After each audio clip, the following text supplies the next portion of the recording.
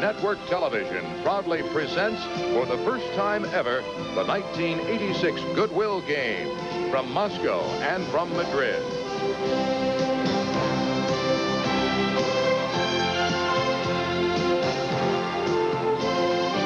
Brought to you.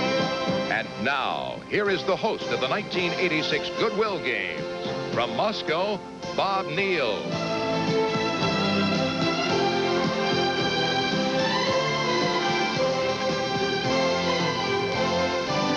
Good evening and welcome to the first of our 16 straight nights of primetime coverage of the 1986 Goodwill Games. We hope this afternoon, Eastern Time, you were able to see the opening ceremony of the 1986 Goodwill Games, a ceremony witnessed by over 100,000 people at Lenin Stadium. There were 21,000 participants alone. 11,000 high school girls were involved in the card section. There were beautiful pictures. There was beautiful original music. And it was certainly a show of peace and goodwill from the people of the Soviet Union, all 15 republics. One of the most moving moments, of course, was the docking, a simulated redocking of the 1975 joining of the Soyuz and the Apollo spacecraft. Fireworks, beautiful people, and a beautiful ceremony this afternoon. We hope you enjoyed the live coverage and were able to see it as we brought it to you from Lenin Stadium. Of course, my co-host for our primetime coverage is Marianne Laughlin, and Marianne was with us today first of all, at Red Square when we opened things up, and then a little bit later on the field at Lenin Stadium. What were your thoughts about that spectacular opening ceremony? It was something that we had not seen before. I don't think anyone has ever seen before. We went to the rehearsal on Thursday night, and we didn't see how they could possibly improve on the execution of that ceremony, but it seemed even more precise tonight. It's incredible to think that there were some 21,000 participants, as you said, Bob, in that ceremony. That's like, think about it, organizing a whole town to perform very intricate acts and pull them off with split-second timing. The discipline of all the people involved was very impressive. The pageantry of the ceremony struck me as well. The Soviets seemed to have a fundamental sense of what makes good theater and good television, and the best of it was on display tonight. We had just a super time watching it. It was such a spectacle.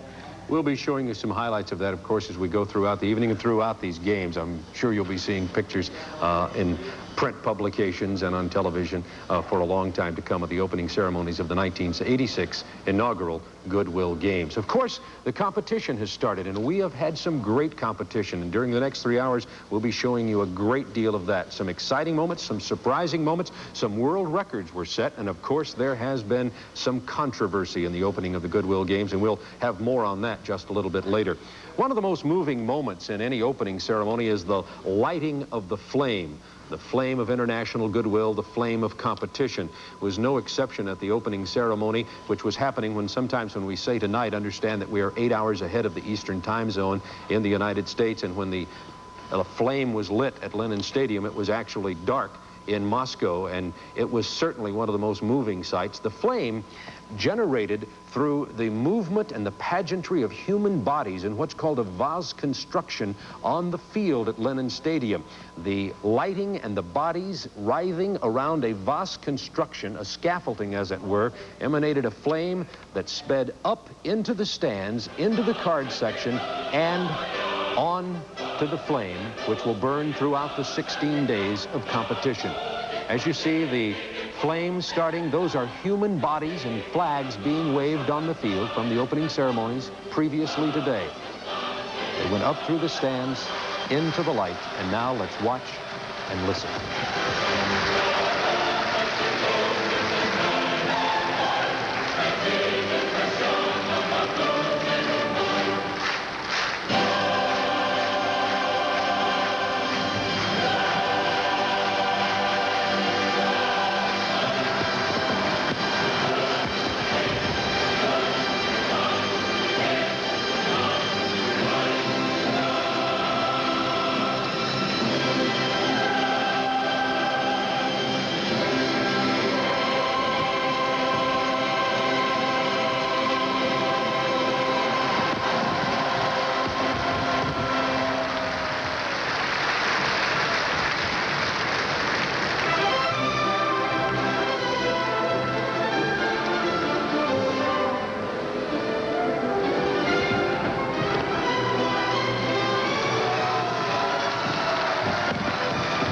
And we'll be right back with action from men's swimming. Stay with us as we continue with our coverage of the Goodwill Games.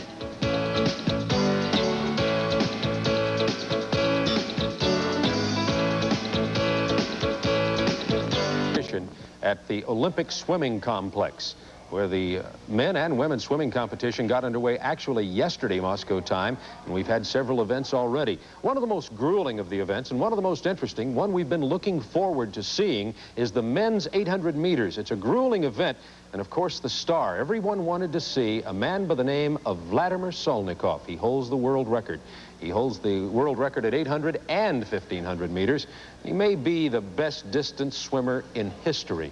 He was voted best athlete at the 1980 Olympics by attending journalists. His wife, Marina, a former national junior 100-meter dash champion, is now his coach. Here's our Goodwill profile of this extraordinary athlete.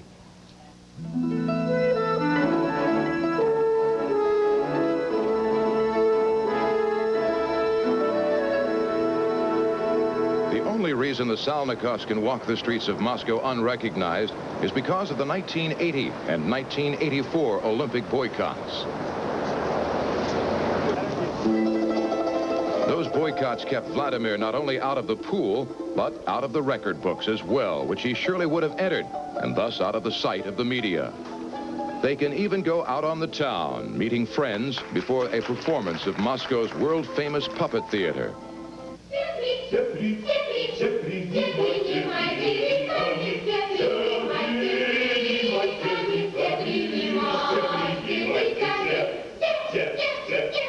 What this show is to puppeteering, Vladimir Salnikov is to long-distance swimming, simply in a class by himself.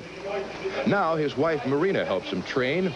With marriage and later on his departure from coach Igor Kazhkin, the demanding coach who trained him from childhood, some felt Salnikov would lose his edge.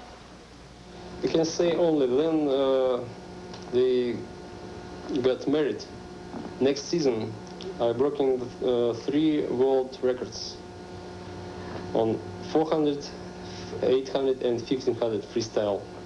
And then years later, I was close to my best results on all these distances. He went on to say, I no longer train with Igor Koskin because last year he became the national swimming coach for the USSR. Besides, I'd gotten to the point where I would stop swimming if I had to continue training with Koskin. He's a very difficult person. Since I wanted to keep swimming competitively, Marina and I decided we could help each other.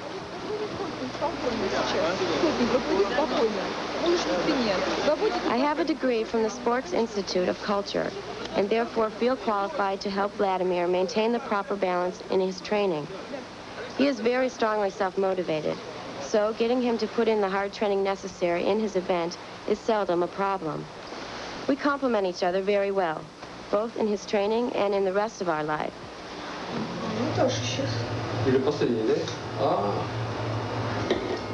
I'm 26 now and have set 20 world records.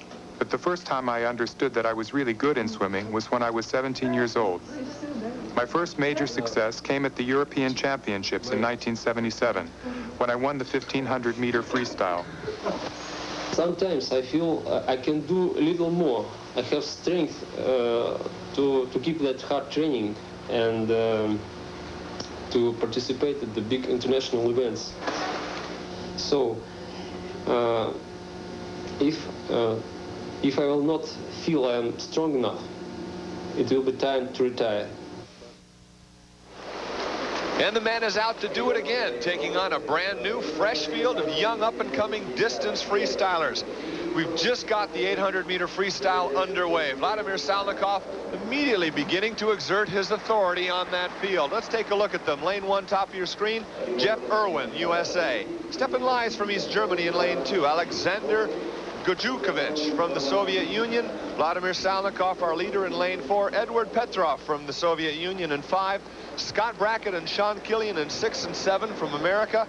And from Uruguay, Carlos Scanavino. We've just got 100 meters behind us, and already Vladimir Salnikov is taking it to an early lead. And it's kind of strange to me, John, because he's not really known for that. But the American coaches told me earlier that if the Americans are going to have a chance in this race, they've got to take it out with them, and they're not doing it right now. There's talk about keeping visible distance with the swimmers. If you let the guy get away from you, you've lost him. Yeah, you have, because he really feels like he's got to jump on you. That really gives him the confidence to stay out front. Vladimir Salnikov now extending his lead to 2 body lengths. The world record, 7:52.33, set by the man in lane 4 right now.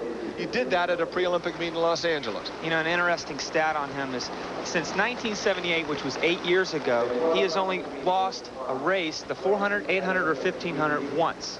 That's an amazing statistic, excuse me. No question about it. Vladimir Salnikov, that churning motorboat stroke of his, continues to extend his lead.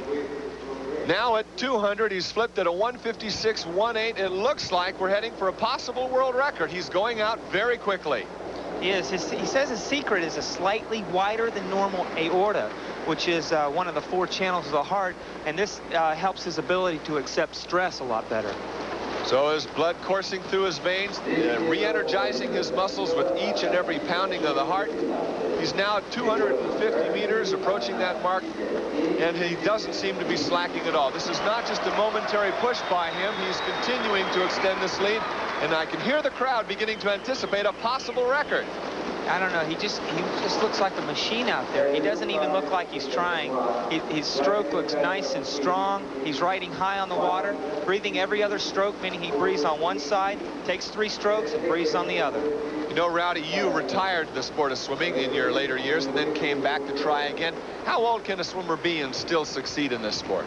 I think it's all upstairs. It's up in your mind. I think if you really believe in yourself, then it's going to happen. I don't think the physical thing has anything to do with it. Look at the track and field athletes. They're going into their 30s. I don't see any reason why the swimmers can't. And I tell you, this man right here is proving it. He's 26 years old. So Vladimir Salnikov continues to extend his lead as he's trying for a possible world record once again.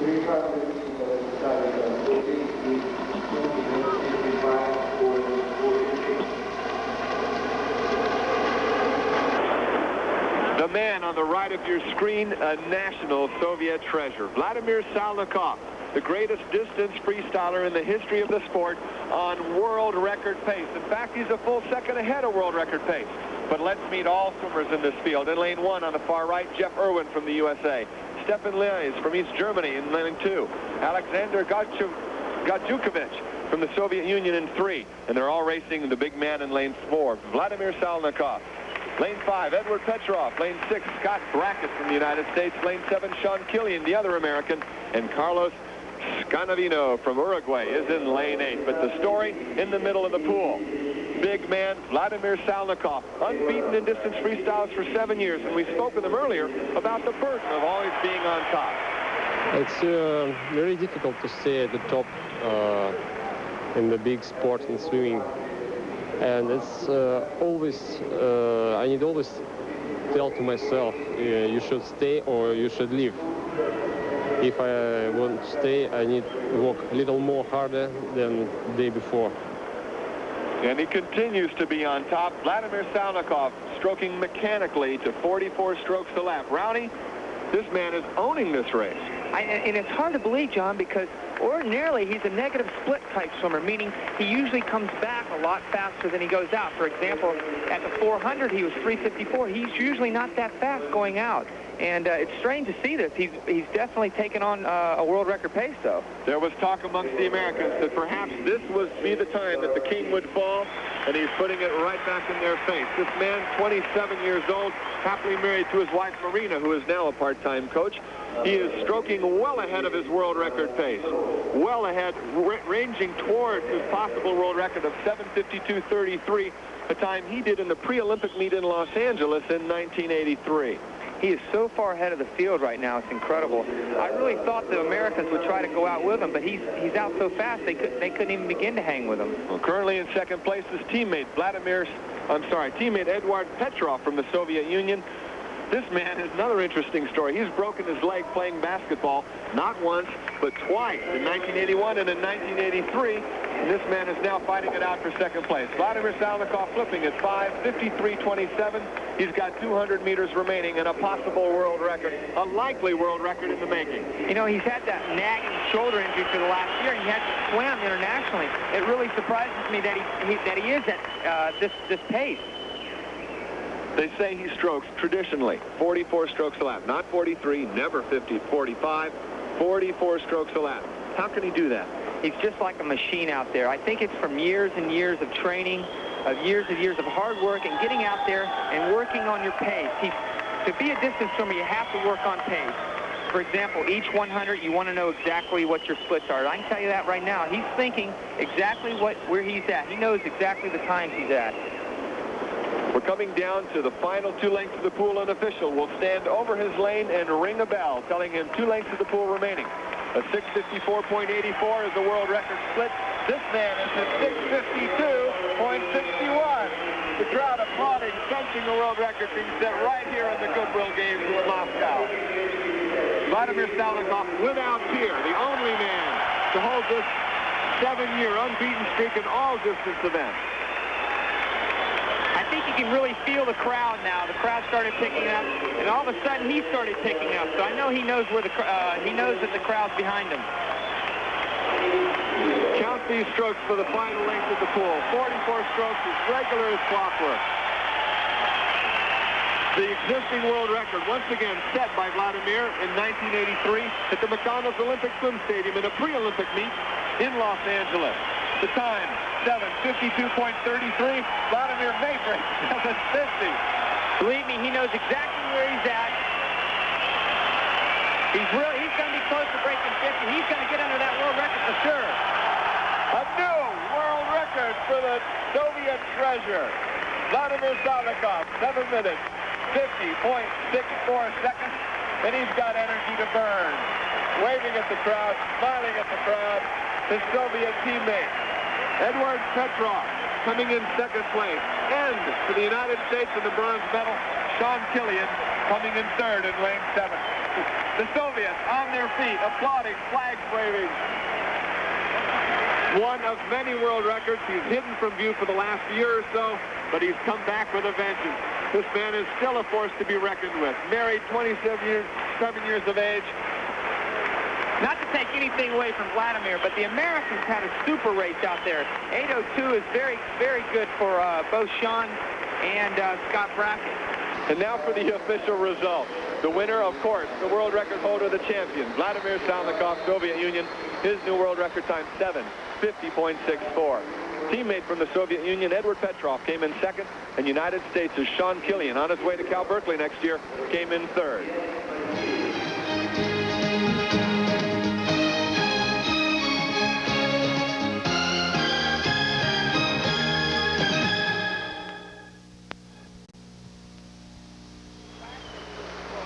Well, while we were away, a couple of enthusiastic fans took the liberty of sending Vladimir Salnikov's wife Marina into the pool so she could join him on the sidelines for a brief romantic interlude in front of the thousands of well-wishers here at the Moscow Olympic Swim Stadium. She is also his coach as well as his partner.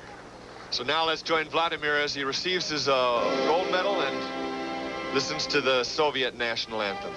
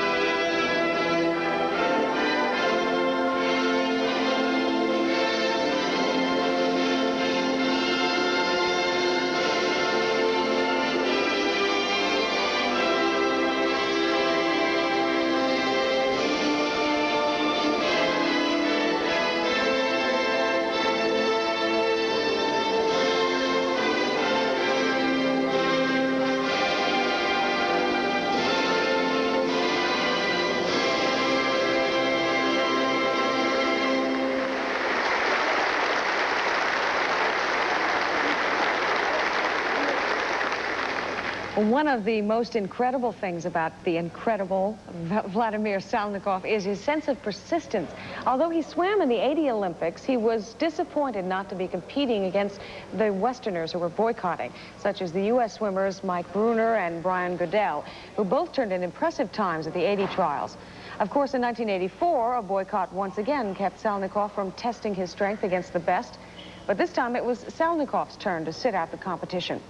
But today, for the first time in many years, the field was open, and Salnikov got to strut his stuff in front of the international field of real competitors. And Bob, the record he broke today, the first record, world record we have broken in the 86 Goodwill Games, was his own record. So he's just topping himself. He's broken his own record many, many times. You wonder just how tough this guy is. He's been practicing through a strained shoulder. He had the virus. He's been swimming. He's been training. And if you wonder if he's a little bigger than human, a little bigger than life, he may be. The doctors here say that Salnikov was discovered early in life to have a little bit larger than normal aorta in his heart. And that's why he's so good. One of the reasons he's so good, despite his courage and intensity in the distance events like the 800 meter, like the 1500 meter. In just a moment, we're going to get our first look at the women's basketball team of the United States. But first of all, I want to just remind you that we'll be returning with Turner Network Television Goodwill Games coverage after this from our local stations. Well, the women's basketball competition has already begun, and now we will have the opportunity for the first time to see the women's team from the United States in action. And let's go to the Lennon Sports Palace and Rick Barry. Welcome to the Druzhba Sports Arena for this first encounter of the women's basketball team in the Goodwill Games, a competition involving 6 teams. The winner for the gold medal will be the team with the most points at the end of one round robin.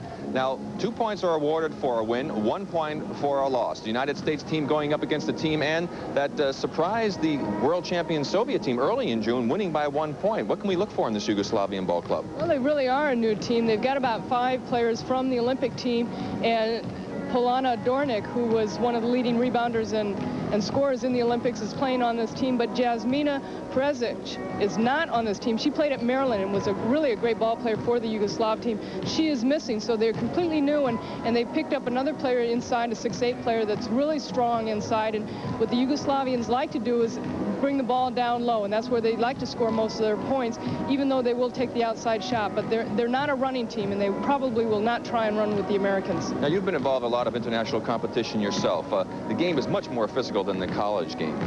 Well, it tends to be. In the college game, we think it's kind of physical, but when we start playing the international game, it really is a difference. And you get out there and you're surprised at some of the calls and some of the charges and blocks and moving screens, and it really becomes physical. And one reason, too, is because the international players, meaning the Europeans and the Asians and all the people that play international ball, more so than the Americans, they know how to get away with things. And they know how to set those picks and throw elbows and that type of thing, where the Americans are still kind of learning the game.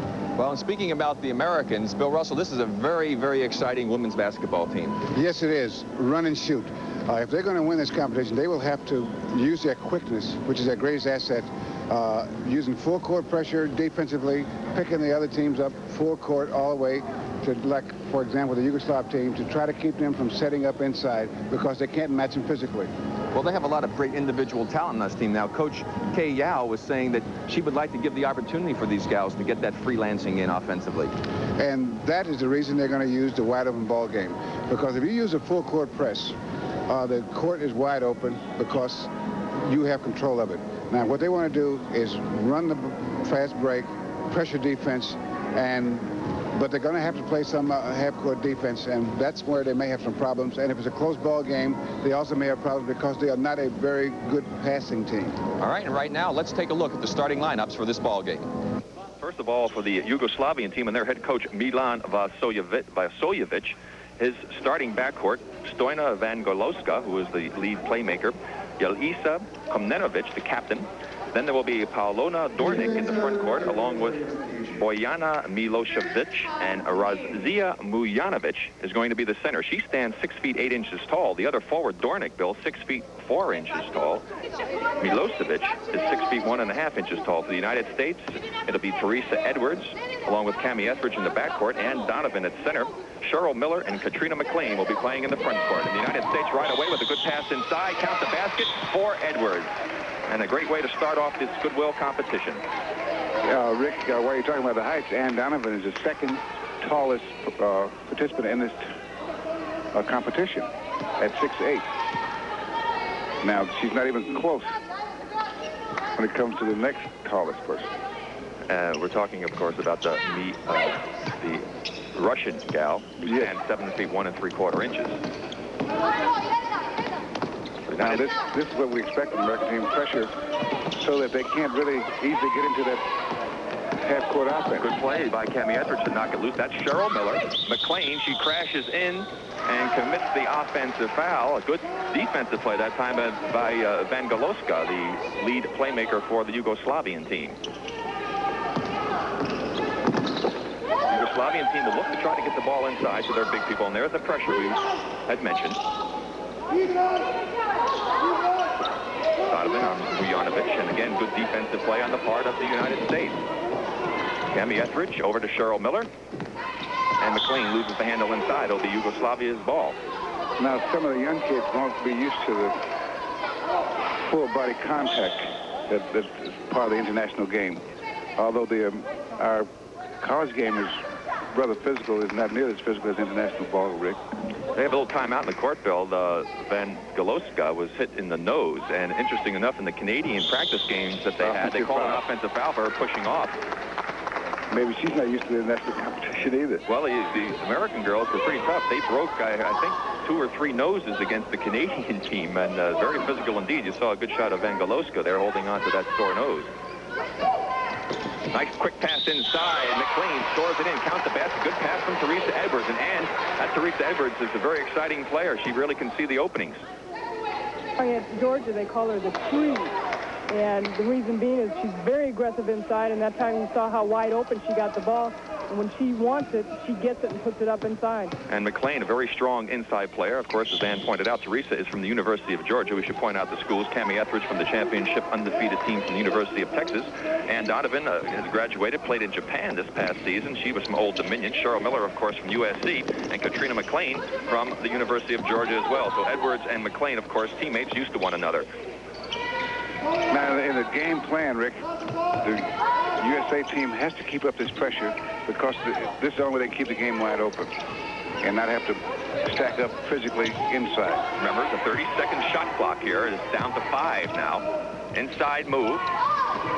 And the rebound by the smallest player out there for the United States, Cami Etheridge. And a good defensive play that time on the part of Milosevic. If my accent's correct.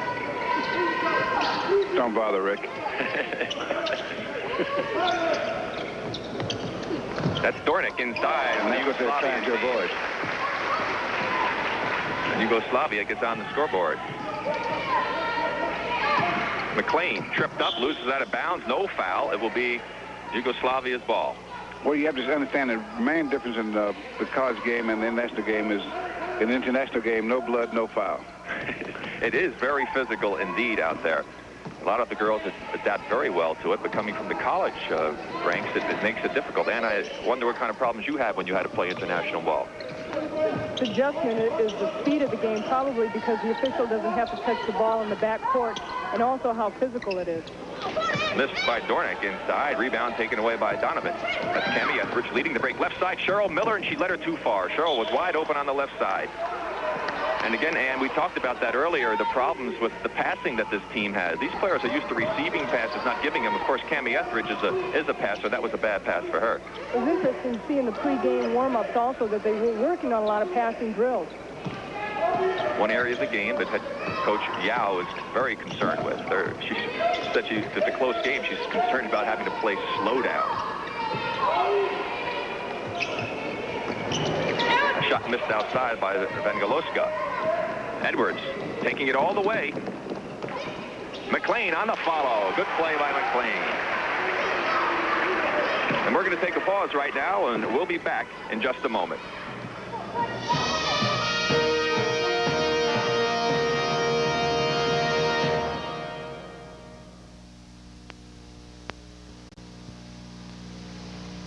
We've got 15:35 left here in the first half. The United States has run off to an 11-5 lead over the Yugoslavian team, led by Katrina McLean with 6 points. Cheryl Miller has 3, and the other 2 by Teresa Edwards. That's Teresa Edwards with the ball to McLean, into Ann Donovan. Nice move inside by Ann.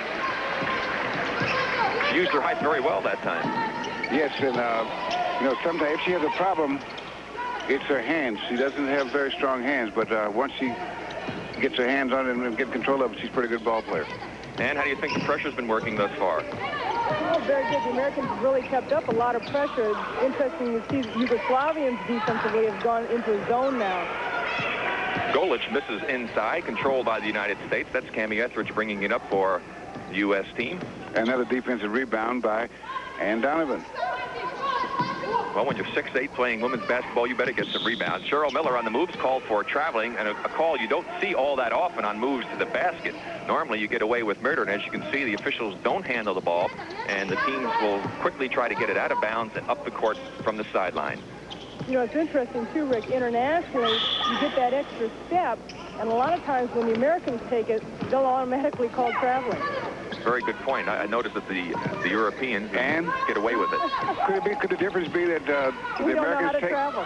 You know, that I think that the big difference is the Americans take this traveling at the beginning of the move, and the foreign players take the traveling at the end of the move. That's right. We don't know how to take that extra step. So it looks funny to begin with. That was a 3-second call down the other end against Cheryl Miller. Rick, I'll never forget the first time I saw the international 3-second. That's a long ways across the judo baseline. Big men have nightmares. Wide open underneath. Bad pass from Vangaloska inside. She had her teammate. That was Milo Šivić was wide open inside. So not good execution on the part of the Yugoslavians. They're trailing 13-5, and we have just under 14 minutes left here in the first half. And our first substitution is getting ready to come in for the United States team. It will be wholesale substitutions at that. Well, Rick, if you're going to... the lob to Cheryl Miller from McLean. If you're going to play that pressure defense, you've got to substitute on a pretty regular basis and wholesale rub, because everybody's got to be fresh, because timing is the key to making it work. Good ball movement by Yugoslavia. Donovan over the back, no foul. And she moved it number 11, Rick. Dornick. Way out of the inside. That's an easy one, Bill. That's right. Shot clock is down to 5. And the shot inside is good by Milosevic. Cuts it to an 8-point lead for the United States, knocked out of bounds by the Yugoslavian team. And that should bring substitutions into the ball game. Only 4 this time. Fran Harris, Cindy Brown, Clarissa Davis, and Jennifer Gillum coming in. The only player remaining out there for the United States will be Cami Etheridge. In Yugoslavia, number 5 is in. Fran Harris, nice move inside, tough bounce. Knocked away by Dornick. It goes into the hands of Etheridge.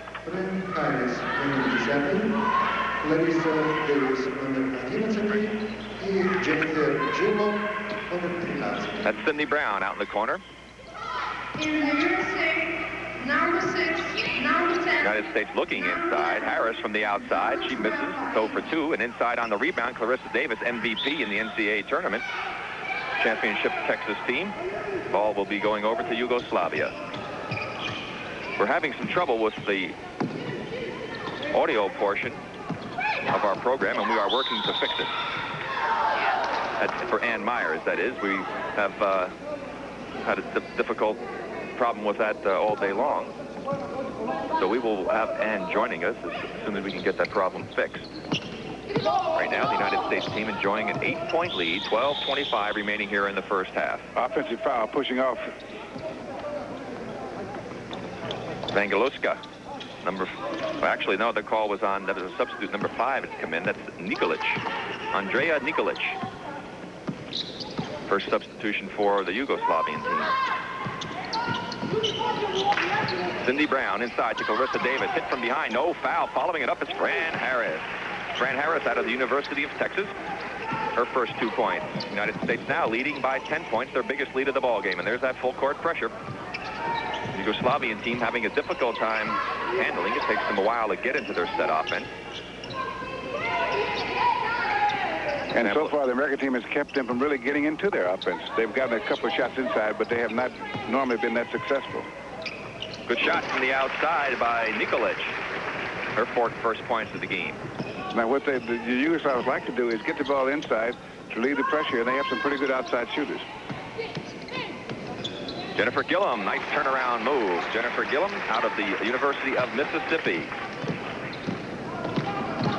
What she does very well, Jennifer, is use her lower body strength very well inside. So she gets open when it doesn't look like there's an opening there. She does get great position. Again, the continued pressure. That's Cindy Brown, who was all over her woman. And a nice move inside that time by Milosevic. Back comes the United States. A lot of traffic drawn by Jennifer Gillum. Cindy Brown back to Jennifer. And the rebound by Dornick. No relation to the Dan Dornick, who plays for the Seattle Seahawks.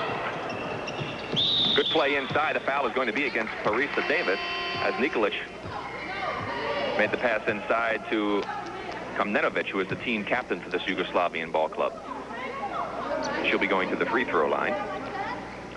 Jelisa Komnenovic, captain. 5 feet 10 3/4 inches. She's 26 years old, out of Belgrade. And shot a brick up there, Rick. Well, usually the European gals are outstanding shooters, Bill. That's the one thing that they have done throughout the years very well. In fact, they're probably better free throw shooters as a group than the American team. Substitution coming in now.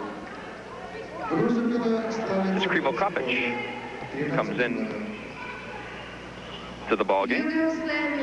She replaces Komnenovic. Number 13 is in. Parisa Davis, and you can see why. She was the MVP for the University of Texas team, NCAA women's champion. This time they break the press down very nicely.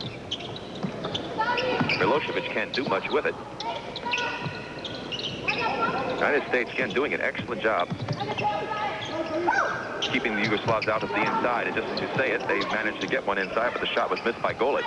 Three-point opportunity, and it is hit by Nikolic. First three-pointer that we've seen in this ball game. Cuts the lead to 6 for the United States.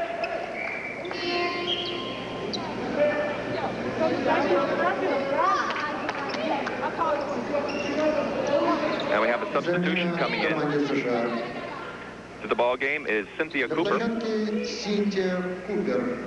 And Cindy Brown goes to the bench for head coach Kayal. Another good shot inside by Davis. Score now with just under 10 minutes to go here in the first half. The United States 23, Yugoslavia 15. We'll be back with more action from Juzba later on in the program.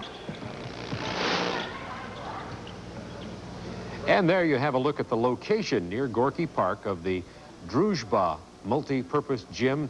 That is in the general area of Lenin Central Stadium, a beautiful area, and that's where the women's basketball will be played. The U.S. women's team right now playing Yugoslavia, playing well, as you saw. And I know it's been said before, but if there is a female counterpart to a Michael Jordan-like basketball player, it has to be Cheryl Miller. We'll have more of that action coming up in just a moment. More surprises for women's swimmers, particularly one woman, and we'll take a look at that when we return in the women's 4x100 meter relay. Stay with us.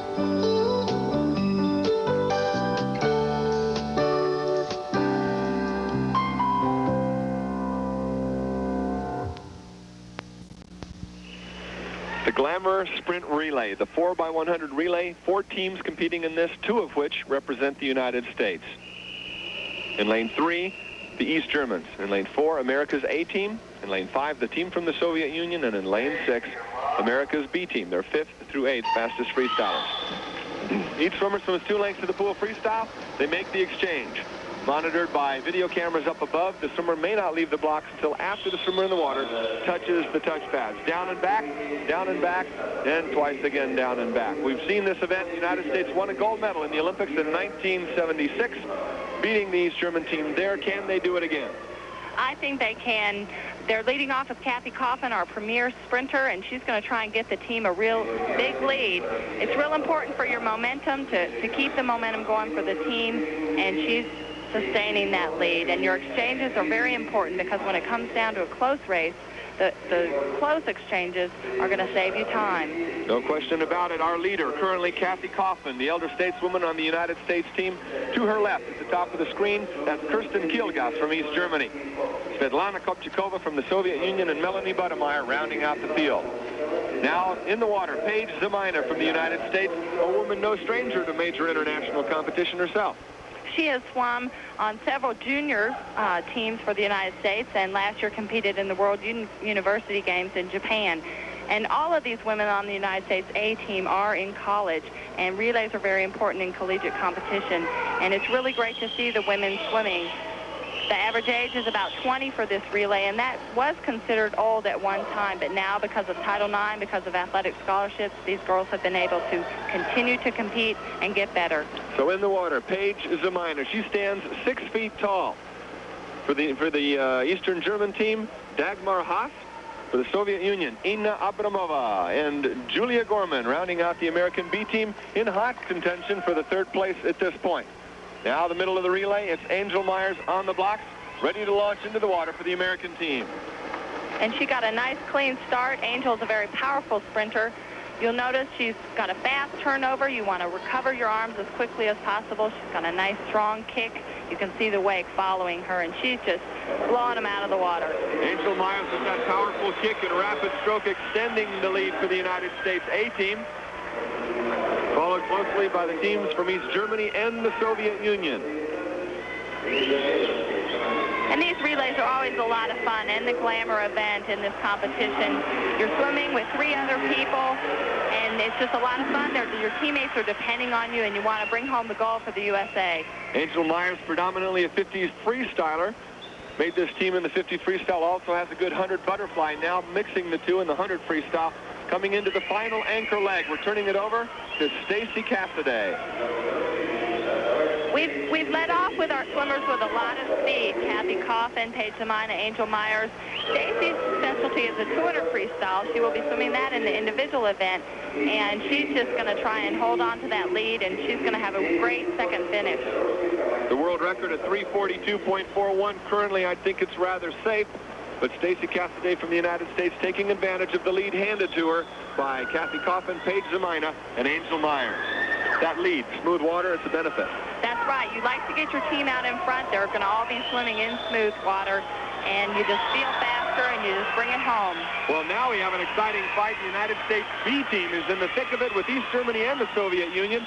So as Stacy Cassidy strokes easily to the wall, coming in for an almost assured first, it's going to be Kelly Davies from the United States B team who's stroking it off against Elena Dendivarova from the Soviet Union and Britt Richter from East Germany.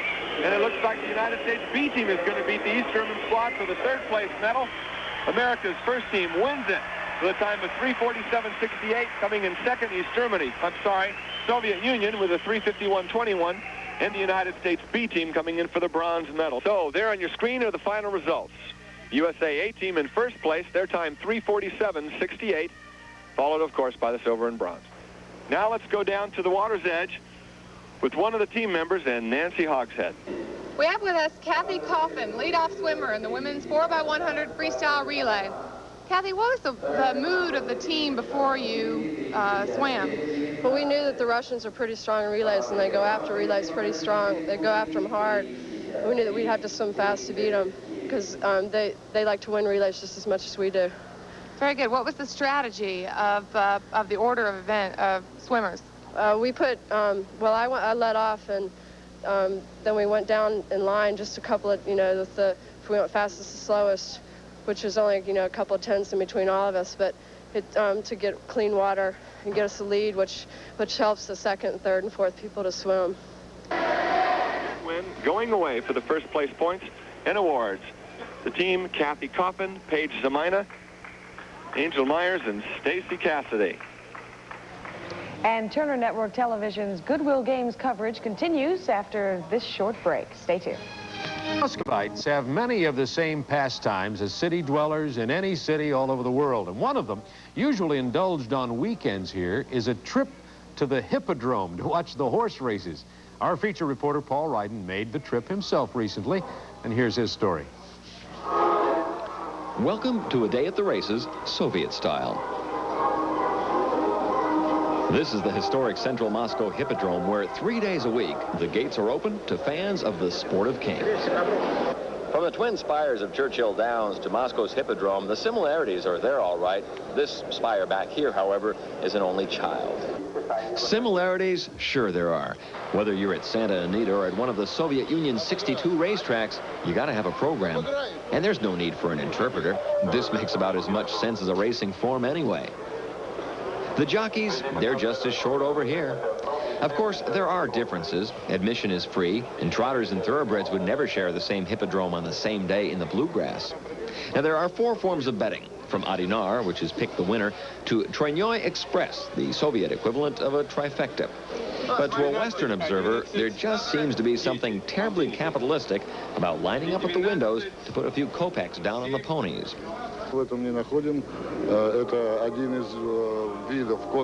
We find nothing strange in this. It is an example of a sport lottery, like Sport Lotto or Sprint. It is a historical example of a type of lottery, except in this case, we use horses.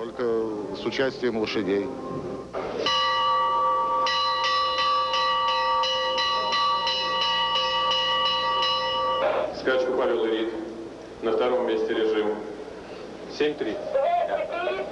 На третьем месте фарт. The sky is clear, the track is fast, and I'm confused.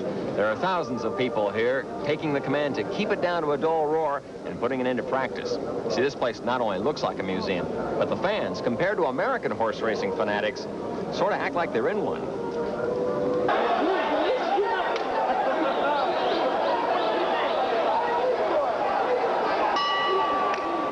It seems to me that people come here simply to relax, and for them the main goal is not to win money, as for example it may be in America. I believe this is the main reason.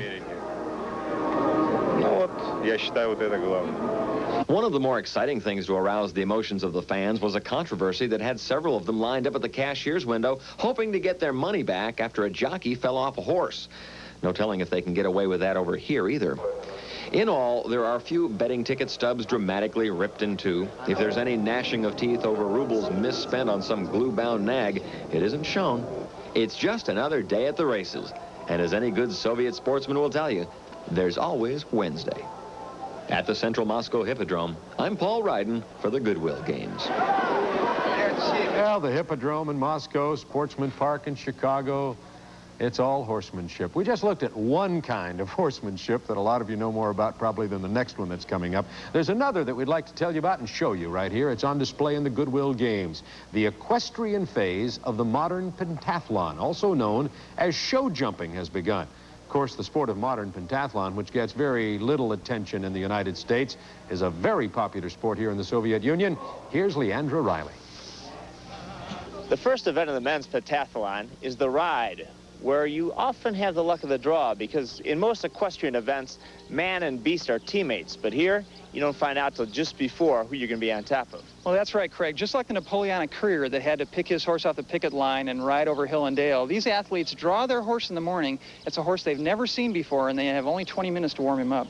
One of the events, of course, is the ride. Who do you figure to be the top riders here? Well, the U.S. has traditionally been very strong in the riding, and I would expect the U.S. team to get off to a really good start. The Soviets have not traditionally been very strong in the riding, and this is where we've gained points on them. Could be a very exciting day.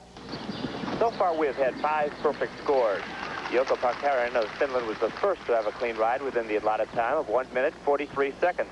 Also with 1,100 points, Dmitry Bukov of the Soviet Union and 2 of his teammates, Gaman Yufera and Alexander Mulkwayev. West Germany's Detlef Prayer also with a perfect ride. That's a name to remember. His best events are the fence and the run. Rob Stoll of the U.S. had 3 faults and 1,004 points, slightly better than his teammate Blair Driggs. As we reported earlier, one of the 4 American pentathletes, Army Captain Mike Burley, has been added to the list of 9 boxers denied permission to compete in the Goodwill Games by the U.S. military. One of the favorites in this event, Anatoly Starostin. Well, Anatoly Starostin is a franchise for the Soviet team. This guy has been on 8 consecutive teams. He's won the Olympics. He's won a World Championships. He's finished second in the World Championships twice. And he is the focus and the center point of their entire team. They like to get one athlete and keep him on the team to lend stability and leadership to the team, and this is their gold mine, Anatoly Starostin. All this, and he's only 26 years old and getting better all the time. He did have one fault there on gate number 2, though. And another one. And gate number 3, he better be careful. He's going to dig a big hole for himself here. Already has subtracted 60 points for those 2 faults. If Anatoly has a weakness, it's in the riding. They don't concentrate on the riding too much in the Soviet Union, and he's still new to the game in that sense, and so he's not the strongest rider. He did make up over a minute in the run one time to win a world title, didn't he? He's used to coming back after a bad ride, and he's not unknown to do that, but you don't want to dig that kind of a hole for yourself if you can avoid it as an athlete. And he's not. He's picked up very well. He missed the first 2 of the 3 obstacles, but he's come back now. He's had a clean ride since. And he ticks that one, but he does get over. His time is going to be very close as well to the 1:43. He is now a little over 1 minute going into the brick wall, followed by, right now, the big triple. Heads into the triple. Adjusts, a nice adjustment in front of the triple, brings the horse back to get on stride through the elements and clears it. What has turned out to be one of the more difficult parts of the course, though, is coming up. He has cleared number 12. 13 is a triple vertical, but then number 14, a lot of people have problems with that one so far this afternoon. Well, a horse has trouble with a jump that doesn't have a ground line, when there's space underneath the jump, and that's what it's like at 14. And he ticks it, but it doesn't go down. And he'd have to pick up a little speed here. He's getting close to 143, heading into the wishing well. And maybe that was a problem. He knocked that one over as well, and he's going to be penalized a couple of points as well for being over 143. So not a great ride for what everybody thought would be our leader at the end of the competition. Well, if he had ridden a perfect score, these athletes would have had a hard time catching him. Now he's within reach, and they're all going to be gunning for him. His score is 1,006, and I know for some of the Americans, Blair Driggs and Rob Stoll, who were riding earlier in the day, that has to be good news as well. Rob Stoll is going to be a much happier person now. 24-year-old John Scott of the United States, the final American to ride this afternoon, and he has to be feeling really good knowing that the Soviets have all ridden already, and the fact that Staratsin did not have a great ride. Well, he's seen the riders go before him. He knows what they've done, and coincidentally, he also drew the same horse that his teammate Rob Stoll rode this morning. And so that's a difficult proposition because it has a pro and it has a con. He has the negative aspect of having a horse that did not go well and having to dread riding him, but he does learn some things. Rob Stoll got with him and coached him and told him that this horse tends to get slow towards the end of the course and that he needs to really fire him up about halfway through, and we'll see if he can do that. Got a good scouting report. The horse's name is Argonov, and so far he's got three clean jumps, now going up to the brick wall, and he got over that as well. He is riding the horse much more deliberately than I think Stoll did earlier. Well, the horse goes very slowly, and you just have to keep the spurs in his side and sit down on him and drive him. Very traditionally European in that manner. If John Scott could get a good ride here, it'd be something else. And there you see Rob Stoll on the sidelines encouraging him. This is a team event. Medals also individually and team-wise. And he's got a great ride so far. Before jump number 8, he went to the crop, and I don't think he's going to hesitate to do that through this course. Going into the extra, and this would be a tremendous boost to the Americans' hope because his best event is the swimming. Oh, he didn't give the horse a good shot at that. Of course, the horse is being real hesitant, but he needs to get in straight to every fence and give the horse a straight shot at it. And that's inexperience coming. He had plenty of room to do that on that jump, and he just didn't think about it. That will cost him a few points, but if he can still get through, he still has a chance. As we mentioned, his best event is swimming. He's going to be real slow on time, partly because of that refusal, but also partly because this horse is not moving on very well. Again, he went to the crop. And he gets through the triple jump very well. But as we mentioned, 143 is the allotted time. You get penalized 2 points for every second after 143. And John Scott will not be in under that time limit. But he's still got a good ride going. He just has to keep his concentration going throughout this whole ride, not let down here in the last couple of fences. And this is a tough one right here. Number 14 has been giving trouble to everyone, and it does to John Scott as well. He drags it down, another 30 points lost. So he had one refusal and one knockdown, but other than that, it was a pretty good ride for John Scott, whose best events are yet to come. Oh, he's a strong swimmer, and I think he'll be real happy about this performance. John Scott, as we mentioned, had a good ride, not maybe as well as he would like, but 994 points, and he can make up a lot of points in the swimming and running events.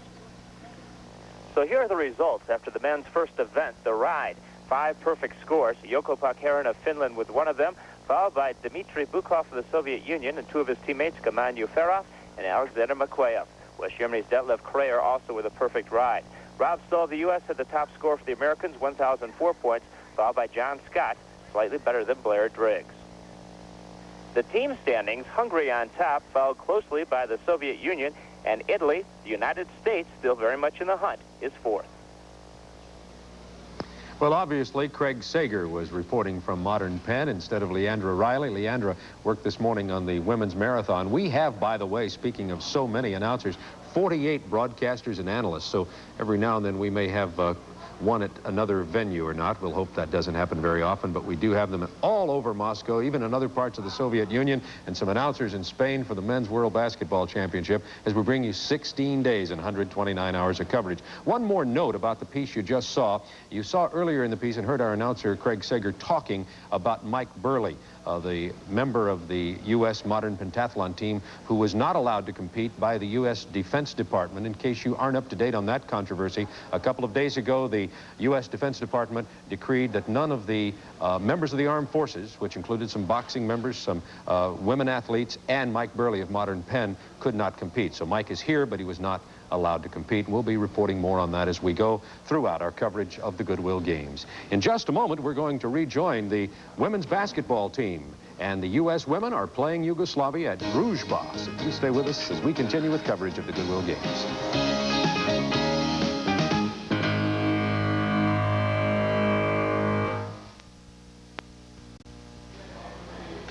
Well, we've been mentioning that there has been some controversy in the Goodwill Games, but as Marianne Laughlin's about to tell you, there is also growing support, and a lot of support that's already been in, of the ideas and principles of Goodwill Games from high places. The whole concept behind the Goodwill Games, of course, is one that is being recognized around the world because there are athletes here from over 70 countries in Moscow to compete in these games. Understandably enough, the games have caught the world's attention. I'd like to read to you a part of a message sent by Javier Perez de Cuellar, the Secretary General of the United Nations. And he says, as we quote here, "The need for international cooperation is stronger today than ever before.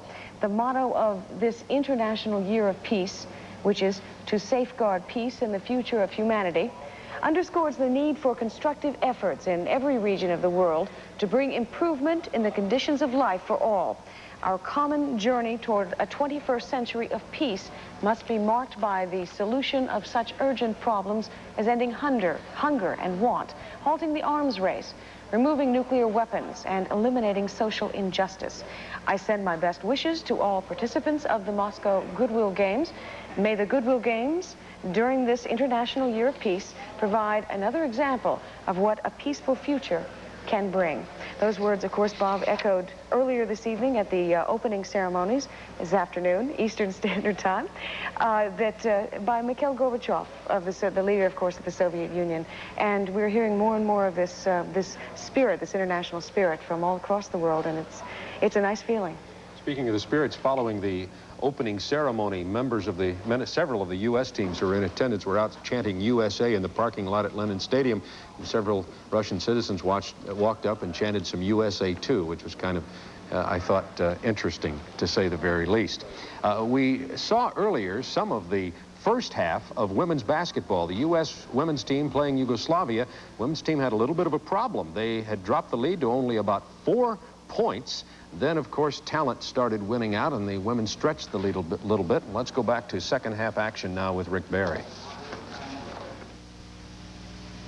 We played just a little over 6 minutes here in the second half. In the first half, the United States led 34-28. They lead now 46-33 in control. And this has been a very physical game. You saw Vangaloska get hit in the nose early in the contest, but the United States has had their problems too. Here's Ann Myers for a report on the U.S. team. In the first half, it did get a little bit more physical for the Americans as Katrina McLean ended up with a contusion just above her thigh, and Cheryl Miller has a cracked nose. She's gotten hit a couple times, maybe 1 or 2 times during the practices before they even came over to Moscow, so she's got her nose bumped up a little bit. But if you watch the Yugoslavians, too, when they set a pick, they're basically moving screens, or if they're trying to work for positions, their elbows are real high and they're throwing them at the Americans. So the Americans have to get a little bit more physical and be deceptive about it. Thank you very much, Ann. Now let's set the lineup for the United States. Cammie Etheridge is in there. That's Jennifer Gillum in the center. She can't find the hole. She's also playing along with Cheryl Miller, who's back on defense. Fran Harris and Cindy Brown. Good play by Etheridge and a nice save. Miller with the lead pass, maybe too far. Cindy Brown takes down one of the Yugoslavian girls, Pizza Koza. No foul call, and it's going to be the Americans' ball. And Bill, you talk about the physical aspect of the game. There's a perfect example of it. Just a little downfield blocking, Rick. Fortunately, she didn't get hurt. That's a very easy way to tear up your knee. There's another look at it. A little too much of a lead on the outlet pass there.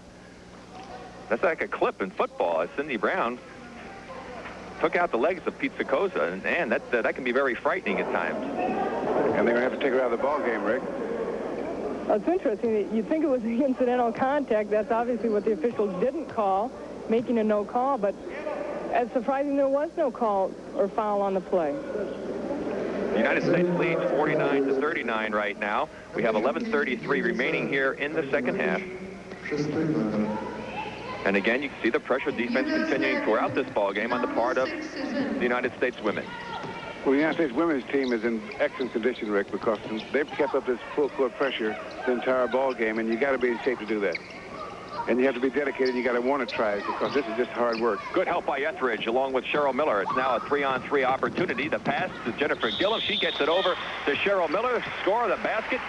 And a lot of contact there as Harris got hit in the eye on the play as well, but Cheryl will go to the free throw line. And Cheryl Miller leading the way with 17 points in this ball game. And Ann, I guess she's showing why she's been a 4-time Kodak All-American and when she was at USC. Well, she does so many things out on the court too, Rick. She doesn't necessarily always have to score, and a lot of people look at that, but she fills the lanes. That time she filled the lane and was able to help create the fast break. Defensively, she'll help out. She'll screen out on the rebound.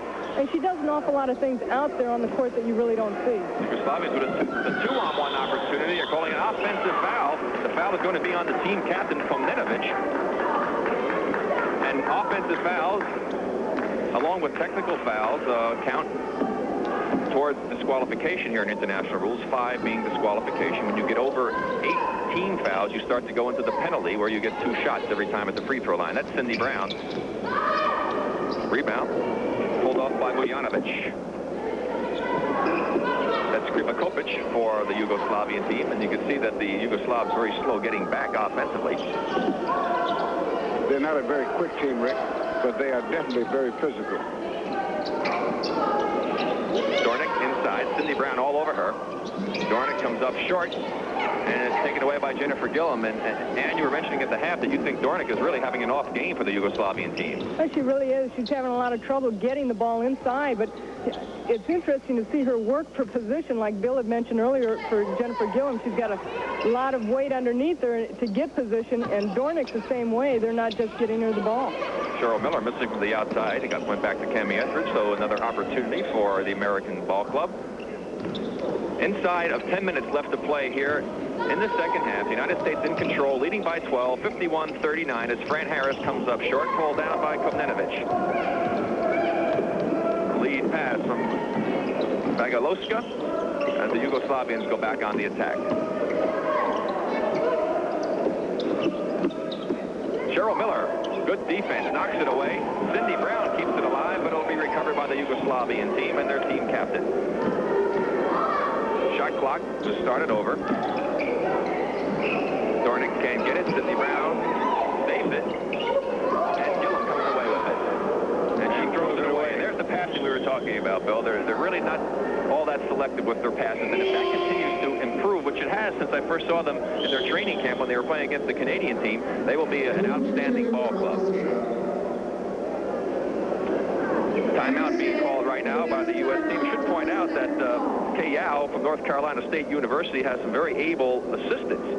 Marianne Stanley out of Old Dominion. Until this last season, she had the greatest winning percentage of any active men's or women's coach in the nation. She was up at 87.7%, 236 wins, 33 losses. She had a mediocre season at best for her last year. She's one of the assistants, along with Sylvia Hatchell from Francis Marion College. And Sylvia was this year's NAIA National Coach of the Year. And I don't think you can learn from any finer coaching staff than the United States team has put together. No, and it's really tough, especially in the NAIA, that you don't get any scholarships. And to recruit like that and to have a team and a winning season, it shows that she's done a super job there. I should also point out the manager of the team, Barbara Gill from Johnson County Community. The trainer is Karen Torben from the University of Wisconsin. The team, Dr. Michael Smith Jr. out of St. Petersburg, Florida. And the mission chief is Lynn Nuremberg, working for the ABA USA group. And the president of that organization, or the director, Bill Wall, is also here sitting at courtside. And they've done a nice job in bringing this ball club together.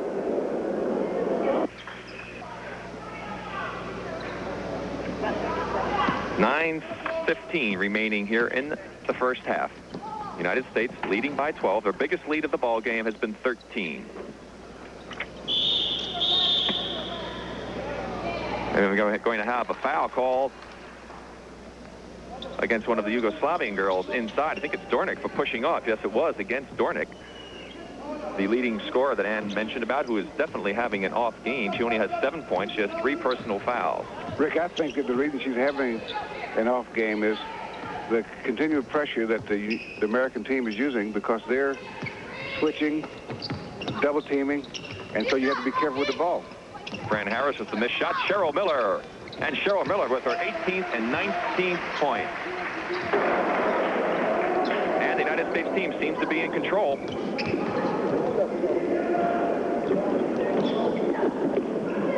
Think they'll let this one get away in? I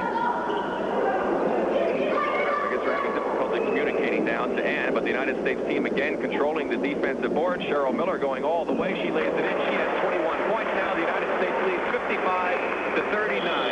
And from Druzhba Sports Arena, it looks as though the United States team has this first game wrapped up. A little bit later tonight, we'll have more of the second half of the women's basketball, USA versus Yugoslavia. As you've probably heard by now, and as we hope you saw this afternoon, the spectacular opening ceremony of the 1986 Goodwill Games. We'll be showing you some of those highlights a little later tonight. We hope you can see those. They are spectacular. I can think of no better word to describe them. Meanwhile, out at the swimming pool, we've had some very interesting action. We're going to pick up some action now in the women's 100-meter breaststroke, and the U.S. women continue to surprise. Here's John Neighbor. The women's 100-meter breaststroke. Let's meet the field. That's Amy Shaw, 14-year-old from Mission Viejo, who swam well in the other breaststroke event earlier in the competition. In lane 1 next to her, Natalia Miroshnik from the Soviet Union. She's 18 years old and was last year's national champion in the 200-meter breaststroke. Next to her, Peggy Enneken from the GDR, East Germany. She'll be swimming in lane 2. Now on your screen, it's lane 0 through 9, 0 at the top. Dorota Hilak from Poland is in 3, and Tania Bogomilova is in 4. Elena Volkova is in 5. Larisa Moreva from the Soviet Union. She trains here in this Olympic pool. She'll be in lane 6. This is Kathy Smith, the oldest swimmer on the American team. Second oldest swimmer. She'll be swimming in lane 7.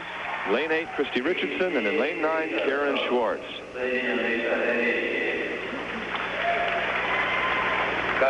Christy Richardson there on your screen is 14 years old from San Jose Aquatic Club, and there in the outside lane, Karen Schwartz.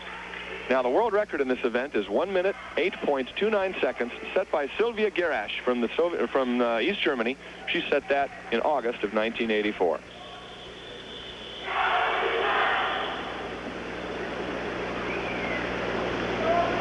Okay, let's get on with the race. The athletes are walking to the blocks.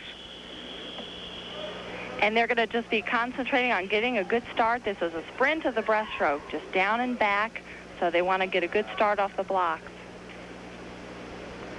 Timing and mechanics are very important in this race. We had a track start by Amy Shaw up in the top of the screen. She probably will come up pretty well. She came up a little bit behind, but the girl in lane 1, Natalia Miroshnik, had a very good start and is off to a quick lead. In the breaststroke, you'll notice a lot of these swimmers coming way out of the water. This is a style the Eastern Europeans use, and it's been copied from David Wilkie, and our team, also in Nashville, has used this style, and it's catching on in the United States. Well, it looks right now to be lane 2. No, now you're looking at lane number 4. Tania Bogomilova. Bogomilova from Bulgaria. She's the European champion in the 200 breaststroke, so she should not fade. She should not fade. She should hold well. And next to her is Elena Volkova from the Soviet Union, who upset Bogomilova earlier in the Goodwill Games in the 200 breaststroke. But Bogomilova looks pretty strong. Now they're coming up high. They say that this girl, Tania Bogomilova, swims somewhat like you do. She rises high in the water and lunges forward. That's right. She is coming out of the water, as you notice most of the girls in this heat do. An American, Kathy Smith, is off to a great... It looked like lane number 4. Tania Bogomilova from Bulgaria touched first. Unofficially now a time of 1:10.21. That's no record, but it's a fine swim. In second place, it looked to be lane 5 from the Soviet Union, Elena Volkova. Now she's tall, 5 feet 11 inches, and a very strong swimmer. The Soviets, in fact, pick her to win the gold in Seoul, Korea in 1988. For third place, down there from the United States in lane 7, Kathy Smith.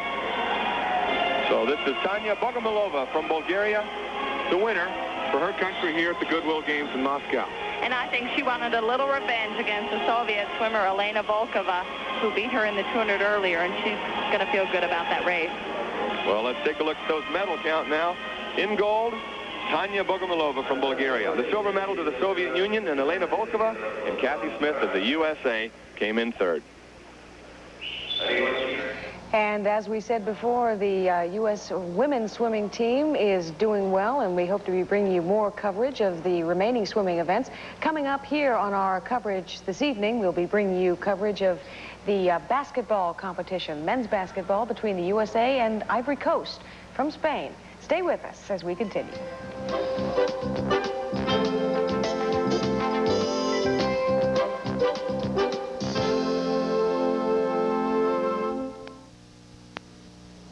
The wardrobe for the talent of the Goodwill Games has been provided by the John White's companies.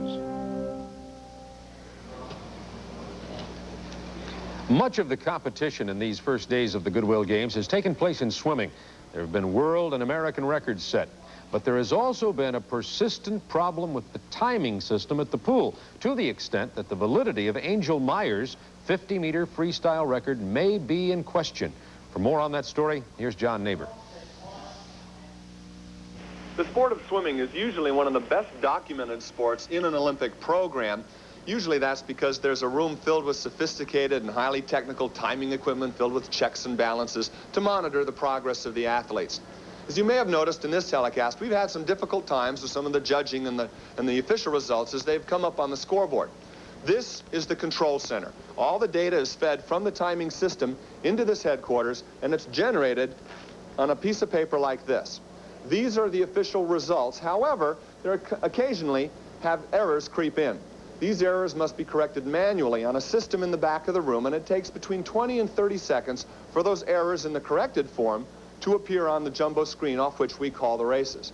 That and an occasional poor touch by the swimmers as they reach the wall, or perhaps a wave that precedes the swimmers to the wall, result in erroneous statistics being displayed on the screen. Let's use the women's 50 freestyle as an example. Here you see our television cameras clearly indicating there was no tie between second and third, yet the official results, when they are taken by the machine down to the 100th of a second, indicate a different result. The contention here is that the swimmer is preceded by a wave that stops the electronic timing system before we see their hand touch the touchpad. This results in a difference of opinion between the official scoreboard and what our cameras tell us. So what we are being told this means is that while we're calling the races live and taking immediate data off the scoreboards, it still takes 20 seconds for the data to be accurately collated and ordered in the correct order of finish. As Nick Charles mentioned on our afternoon telecast and our coverage of the Goodwill Games, all of us who have been here for a few days, for a few weeks, and some for a few months have learned to cope with the foreign language. To speak Russian, to understand Russian is really an adventure, folks. We thought we'd share some of that adventure with you throughout our coverage of the Goodwill Games, have a little bit of fun, and we're going to give you some phrases in the language, in the Russian language, and see if you can figure out what they mean. We'll call it our Goodwill Trivia. This phrase says, in my Midwestern accent, "Всего вам доброго."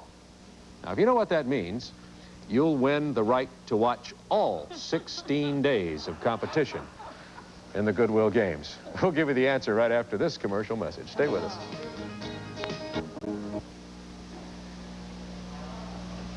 Raise your hand if you got the Goodwill Trivia question. Всего вам доброго. Of course, I knew that instantly. It is have a nice day. And yes, they do say that here in Moscow. I wanted to update you on the women's U.S. basketball team. We last left them playing Yugoslavia. The final score of that game was 72-53 in favor of the U.S. women over Yugoslavia. Quickly, as you may understand, that is a round-robin tournament. 6 teams are in it. They each play the other team one time. The team with the best winning record will win the tournament, and the U.S. will play the Soviet team last in that series. The next game for the U.S. women will be on Sunday versus Brazil. Now, the U.S. men's basketball team got started today at the World Basketball Championships. They are taking place in 7 cities in Spain. Perhaps the most noteworthy appearance was made by Coach Lute Olson, who's new to the U.S. team. Mel Proctor and Mike Fratello are in Spain. Welcome back to our coverage of the 10th Men's World Basketball Championships. This is a first-round game about to get underway at the Garden City Pavilion in Malaga, one of 4 first-round sites. The United States against the Ivory Coast. Derek McKee, Charles Smith up front. And in the backcourt will be Kenny Smith from North Carolina, along with Steve Kerr from Arizona. The starting lineups for the Ivory Coast, representing the African champions: Konk Mamadou, Michel Bonnebo, Jibril Kamara, Abdul Karim Ouattara, and Clément Jogi. This is a team that features a few players with American collegiate experience and a lot of players who currently perform on club teams in France. You're looking at the head coach of the U.S. team, Lute Olson of Arizona, who coached previously at Long Beach State and for 9 years at Iowa. Charles Smith's a bit of a surprise. He joined the team late in training camp, a big, strong forward from the University of Pittsburgh, and he should be a great addition to this club because international competition is much rougher, much more physical. A lot of contact is permitted compared to the USA game, and Charles Smith, I think, should be a great addition to this club. The U.S. team is in the dark uniforms. They tuned up in a tournament, Lyon, France, a couple of days ago. They lost their first game to France, but rebounded, won a couple of games, and finally captured the title, beating Argentina 83-69. So the U.S. and the Ivory Coast getting underway. David Robinson, 6'11", from Navy, who led the country in rebounds and block shots, jumping for the U.S. And the Americans control the tip. USA team, very young, a talented club, but lacking international experience. And our first foul of the game is on number 11, Michel Bonnebo of the Ivory Coast. 5 fouls are permitted in international competition. There are many rule differences that we'll get into throughout our coverage. Kenny Smith from North Carolina puts up a 3-pointer. Smith and Kerr are both excellent perimeter shooters for the U.S. team. In the white uniforms, a team from the Ivory Coast in World Championship competition for only the 2nd time. And they appear to be a little tight in the early going.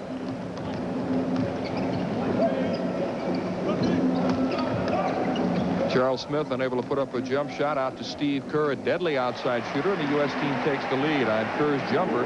He averaged 14 points a game last year for the University of Arizona. And the Americans lead it 2-0 in the early going. As you can see, a lot of contact is permitted. And David Robinson is getting roughed up by one of the players from the Ivory Coast. Then we've got our first foul called. Number 14, Karim Abdul Ouattara, very good player at 6'9", a very young player. He's only 18 years of age. He picks up his first foul and the second team foul. The penalty situation is in effect after the 8th team foul. The U.S. leading 2-0. This team from the Ivory Coast has pretty decent size, 6'8", 6'9" up front. Block shot by David Robinson, who led the country in rejections, and he shows he can really run the floor. For a guy who's 6'11", he's got exceptional mobility. That was Jibril Kamara knocking the ball out of bounds, and the U.S. will have possession, leading 2-0.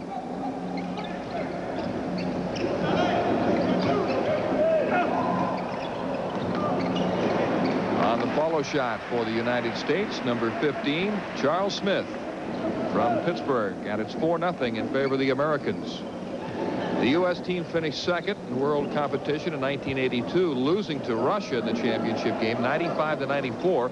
Doc Rivers, now playing for Mike Fratello and the Atlanta Hawks, saw a shot roll off the rim at the buzzer, and the Russians came away with a victory.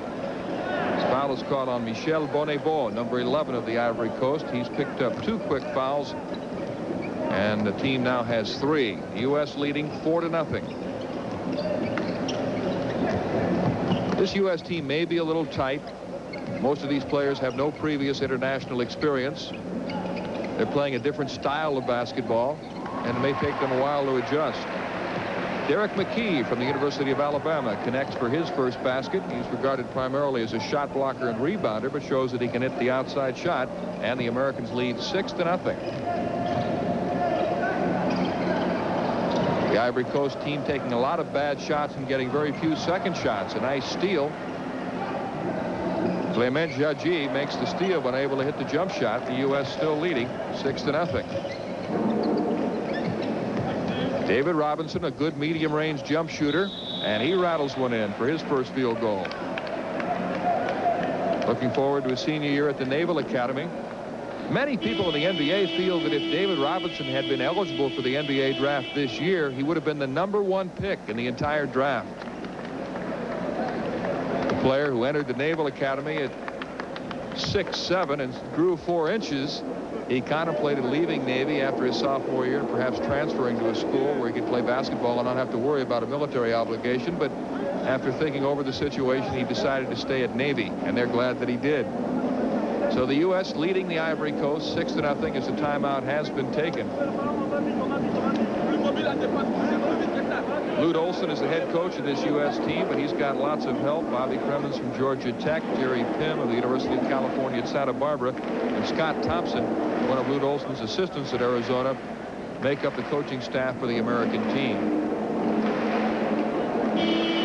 The U.S. leading 6-0 in the early going, make that 8-0. Kerr, McKee, Robinson, and Charles Smith with the basket apiece, and the Ivory Coast has possession of the basketball. They are coached by Alfonso Bile, a team that really should not present much of a test for the Americans in this first-round game.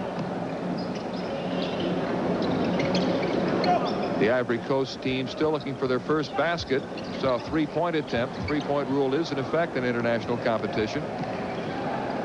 So is the 30-second shot clock. Kenny Smith of North Carolina, an excellent point guard, but the U.S. with the turnover. And the Ivory Coast team will have possession, still trying to score a basket. A couple of these players from the Ivory Coast have played collegiately in the U.S. Michel Bonnebeau, number 11, has played at St. Michael's University. And Gibril Camara, number 12, with the basketball and scoring the first basket, played collegially at Houston Baptist. So the Ivory Coast team is finally on the scoreboard. It's 8-2, and we've got a foul. That is on number 7, Marc Mbia of the Ivory Coast. His first foul and the 4th team foul. Steve Kerr with the entry pass. Charles Smith using his muscle inside, but he is fouled.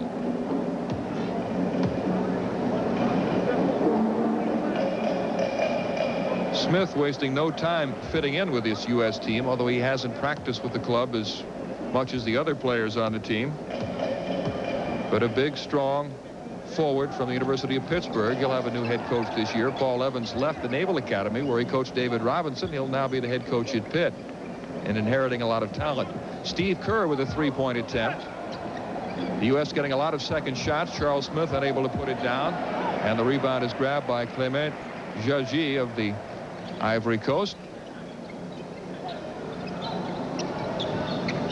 The Ivory Coast team still struggling with their outside shooting and firing up shots at will. A 3-pointer way off the mark by Clement Jadji. And here comes the U.S. on a fast break. They feel that the transition game should be a strength for the Americans. That and their excellent depth. And the U.S. commits a turnover. Appeared to be an offensive foul on Charles Smith. And again, the Ivory Coast not running any sort of half-court offense, just coming down the floor and firing it in. Kenny Smith with a reverse dunk. The star guard from the University of North Carolina, where he played for Dean Smith. He'll be a senior this year. Second team all ACC selection a year ago. And the U.S. now leads 10-2. And we've got a foul as you look at Bobby Cremens, the head coach, Georgia Tech. Foul is on Charles Smith. That's his first. Bobby Cremens is an assistant coach for Lute Olson. There's our score, the U.S. leading 10-2. First half action, this opening round game.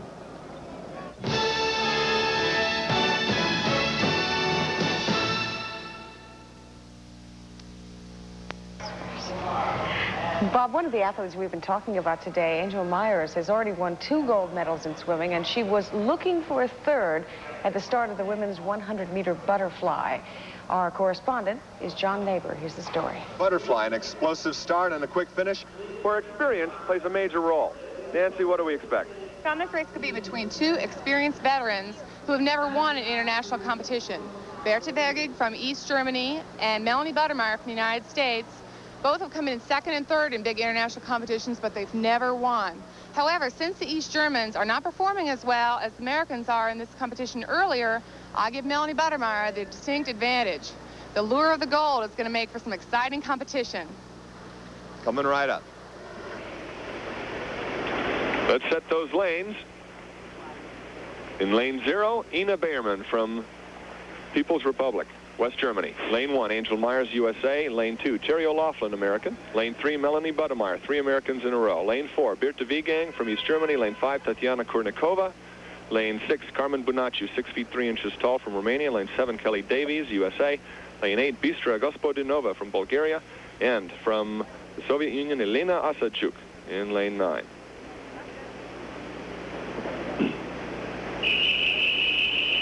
Tell us, Nancy, what's going through their mind immediately prior to the start?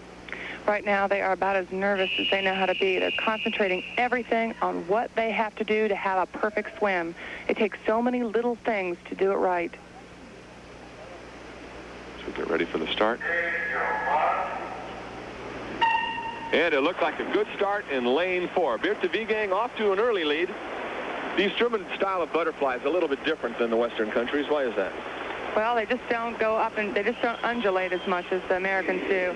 She had such a good start because she came in a real streamlined position and, got in the water with no drag whatsoever. Indeed, she's extending her lead. That's Birte Weigang from East Germany. In fact, she's predominantly known as a backstroker, but certainly she's beginning to pull away with her powerful strokes. An unofficial split time of 28.35.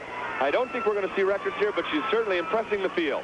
In second place right now, and next to her, Melanie Buttermeyer from the United States. She's 19 years old, only 5 feet 4 inches tall. She's a junior at UNC. Well, Melanie certainly brings to this field a lot of experience. She got a silver medal just last summer at the Pan Pacific Games. But Melanie tends to die just a bit at the end. Birte Weigang coming in now for the finish. 5 meters to go. Birte Weigang is going to win this walking away. What a great swim. Birte Weigang from East Germany wins it unofficially with a 1:00:36. 1:00:36. In second place, lane 6, the tall woman from Romania, Carmen Bunaciu. She's 24 years old, possibly the oldest swimmer in this event. And in lane 1, outside lane, Ina Beierman from West Germany comes in third. These are unofficial times until they are formally classified by the computer. Angel Myers, came in third from the United States. She's in the outside lane. Well, I certainly didn't expect that, but, she has a lot of speeds in that 50s. I guess she just carried it on to the 100 today. Look at the instant replay here. Good touch, good finish. That's really hard to do. Time your stroke to the very end. It looked like a possible touch in lane number 6, Carmen Bunaciu second, and up on top, lane 3, Melanie Buttermeyer at the top of the screen, touched first. So let's go to the final results once again. Weigang from East Germany is first, 1:00:36. Carmen Bunaciu, the backstroke finalist in the Olympics, now swimming butterfly. She got the silver medal. And Angel Myers, our sprint specialist from the United States, all 5 feet 6 inches or 5 feet 7 inches of her. She came in third, bronze medal, 1:01.74 seconds. Angel certainly is having a good meet this meet. We had a last-minute scratch in lane 1, but in lane 0, at the top of your screen, Abdullah Dali from Bangladesh. He's entered in the top lane, empty water next to him. In lane 2, Stefan Gustin from West Germany. Ken Flaherty, the American 22-year-old from Columbus, Ohio, graduate of University of Texas, will be in lane 3. Chris O'Neill, America's favorite and the first man to make this squad, will be in lane 4, the center seat. He's from Huntsville, Alabama. Lane 5, Alexei Markovsky, the Soviet swimmer who's been around for quite some time. He's married and now in part-time into coaching. Sergei Garov, the Soviet national champion in this event. We should probably favor him over all other Soviets, and a recent addition to this team. In lane 7, Marek Izidorczyk from the Soviet Union. He's 20 years old. He comes from a town where they make tractors, of all things. And in lane 8, Marcel Geri from Czechoslovakia. And rounding out the field at the bottom of your screen, lane 9, Joafar Hoder from Lebanon. So we got a very full field here. 2 lengths of the pool butterfly. World record held by America's Pablo Morales, set 2 weeks ago at the national team trials in Orlando, Florida. That time, 52.84. Rowdy Gaines, what can we look for? Well, the race has to be in the center of the pool with Ken Flaherty, Chris O'Neill, and Alexei Markovsky. Chris O'Neill was right next to Pablo Morales when he set that world record, which really helped him do his personal best of 53.9. Just missed making the World Games team. Chris O'Neill is looking forward for a rematch here. He's trying to improve on his own personal time. There is Alexei Markovsky, one of the Soviets' best entrants in this event. 2 lengths of the field butterfly, and a pensive Chris O'Neill right next door. There's Chris right there. He's got to get out. He knows he has to get out. He doesn't bring it home very well. He's a sprint type swimmer. Looked like an explosive start for Chris O'Neill at the beginning of the 100 butterfly. He uses that track start, which really, I think, helps him have that low projectile into the water. Really helps him get up quick, too. And indeed, it looks like he might be leading, but now here comes Sergei Garov from the Soviet Union, national champion in this event, and he's out for blood. Well, the 2 different styles between O'Neill and Flaherty are that Chris O'Neill uses a more powerful stroke. Ken Flaherty has a little bit more finesse. So off the wall, it's a tie right now between America's Chris O'Neill and Sergei Garov. Going down for the last 30 meters, it looks like O'Neill beginning to eke out a meager lead here, flanked by the Soviet and the American Ken Flaherty in the white cap towards the top of the screen. Look at Chris O'Neill. He's breathing every other stroke, 1 down, 1 up, and that's really helping him as far as his undulation, as his hips getting moving. And just went under the warning track here with 10 yards to go to the wall. They're struggling to get into the finish. It looks like Chris O'Neill will have this as a victory, and for second place, it might be Ken Flaherty from the United States in lane 3. An unofficial time of 55.11. We'll wait for the official results from the scoreboard, but there's one victorious Chris O'Neill for the United States. First man on this Goodwill Games team. Showing a little bit of confusion at the clock. Here's the replay. You see Chris keeping his head down the whole way. He doesn't breathe as he takes that last stroke, and he gets right into the wall. Between here, we got second and third place between Garov and Flaherty, and I'm not sure who touched second. Well, the results look like an American sweep for the gold and silver. Garov from the Soviet Union takes the bronze.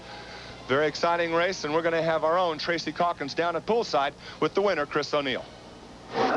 Chris, you were off to a great start with that track start, but then you were a little bit behind at the 50. Where did you think your competition was coming from? I could see over there to my left the top Russian flyer. He was on me around the first 25. And second 25 of the first length, I started picking it up. Off the wall, then I could see I was doing pretty well. I was where I wanted to be, so. Good. Well, this is your first major title. Tell us how you feel about that and about being here at the Goodwill Games in Moscow. Oh, God. I'm excited. I'm really excited about it. I couldn't be happier right now. Well, congratulations. Well, and a 1-2 finish for the USA. And so now the official results off the scoreboard. In first, Chris O'Neill, United States, 54.23. In second, Ken Flaherty in lane 3, also United States, this time 54.88. And in third place, the Soviet national champion, Sergei Garov. His third place time was 55.11. So a big victory for Chris O'Neill, as you heard, the first member of the first 1986 Goodwill Games. Who is the winner there? In just a moment, we're going to come back and take a look at more men's basketball. The U.S. men are playing Ivory Coast. Stay with us.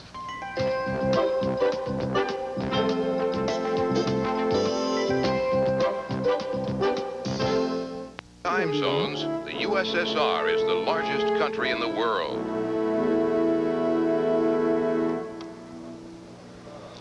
The country we're going to return to now is not the USSR. We're going to be going back to Spain. As you know, we're carrying, as part of our Goodwill Games coverage, the Men's World Basketball Championships that are taking place in 7 different cities in Spain. 24 teams are involved, so as you might expect, some of the powers of world basketball, which includes the United States team, will have relatively easy times of it in the early going. Of course, you never know about the upset. Anyway, at the end of the first half of men's basketball, the U.S. team has built what appears to be at this time an insurmountable lead over Ivory Coast. It's 50-22. We pick up the action in the second half.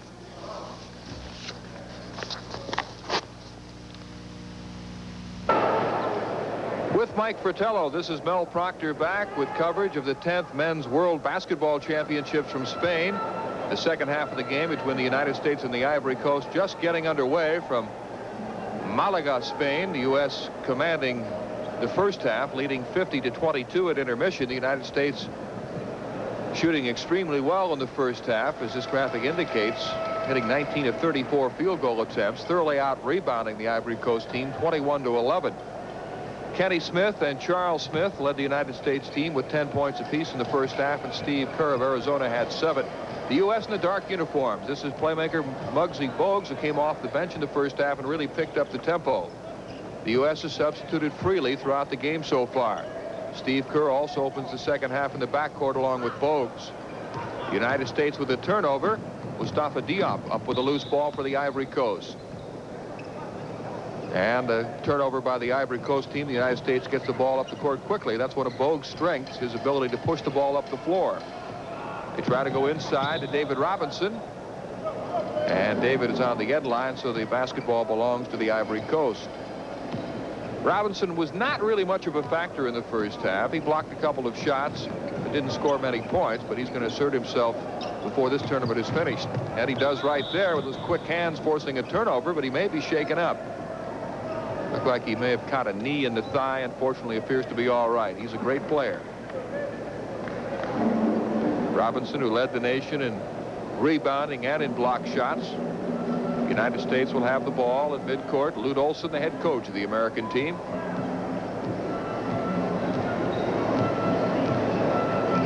Looks like the U.S. is a little more concerned the second half with establishing some sort of a half-court offense. And a steal made by Clément Jagy, number 15 of the Ivory Coast. The transition game, the running game, was what made the United States so effective in the first half. But it appears in the second half they want to run a few plays against a team they obviously can beat with ease. No, this is practice for them. We have to keep that in mind. They're getting an opportunity here to run some of the stuff that they haven't had a chance to do, you know, against previous opponents.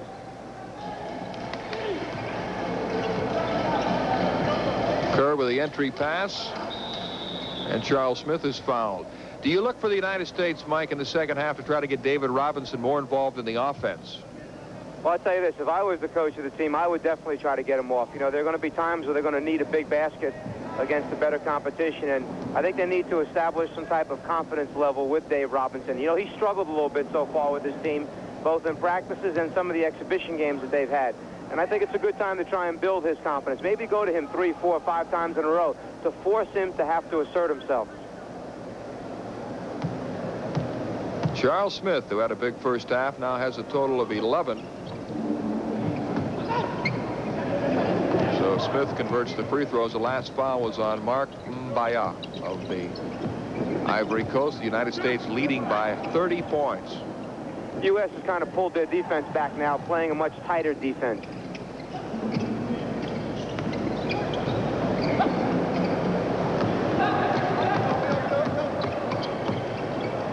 What else might we see the United States do in this second half, aside from attempting to establish some sort of a half-court offense? Anything else that they might experiment with in this game, Mike? Well, I think combinations are the key here. I think Lute has a chance to see different combinations play together. At the same time, change his defenses a lot. You know, there are people scouting tonight. Give them something to worry about when they go back to practice. You know, the more time you use up in practice worrying about new things, you don't get a chance to perfect your old things. Steve Kerr connects on the long-range jump shot. So the United States leading 55-22 early in the second half from Malaga.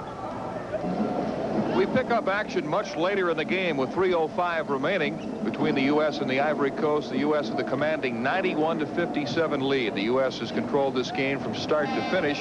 The backcourt combinations of Steve Kerr of Arizona and Tyrone Bogues of Wake Forest have been particularly effective, and it looks like the U.S. team is going to be very strong in the backcourt with Kerr, Bogues, Kenny Smith from North Carolina, and Tommy Amaker. All have played well. A foul has been called on Abdul Karim Ouattara of the Ivory Coast, but the U.S. has never been seriously challenged in this game. Charles Smith has provided a strong inside game, and with a big lead in the second half, U.S. coach Lute Olson has substituted freely, trying different combinations, trying different defenses as he looks ahead to stiffer competition in the tournament.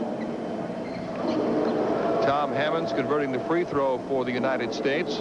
The only player who hasn't played in this game is David Butler of California, who is expected to be a starting small forward. He has a strained arch and may be available for only limited duty in this championship. But this game is winding down. The United States has been very impressive. Ronnie Cycli with a blocked shot. He hasn't scored much, but he's been strong on the boards and has played good defense. Cycli off a feed from Muggsy Bogues. It's been Bogues' ability to push the ball up the floor and penetrate the Ivory Coast defense, which in part has made the U.S. so effective tonight. Bogues making the pass at just the right time, drawing the defender to him and feeding Cycli for the easy basket. And Cycli will have the three-point opportunity as Clément Jagy leaves for the Ivory Coast. He is replaced by number 4, Mustafa Diop. Cycli, who averaged 10 points a game last year for Syracuse. Apparently, Cycli was over the free throw line too early, so a lane violation. The Ivory Coast has the basketball as we near the end of this game. The United States leading throughout the game. And the Ivory Coast all night long has had difficulty getting any high percentage shots. The foul is called on Tommy Amaker of Duke as Mustafa Diop penetrated and passed off to his teammate Ayo Dingue, and he was fouled. Dingue with a short jumper throws up an air ball, and Armand Gilliam, number 14, clears it out for the United States. Ronnie Cycli with a short jumper off the glass. Cycli on the follow. Tom Hammonds finally scores in a tip-in. And this soon-to-be sophomore from Georgia Tech has played very well tonight. Roll forward, make it 97-59 in favor of the United States. The U.S. had great success running their fast break in the first half, and it appears in the second half they tried to run a few more set plays.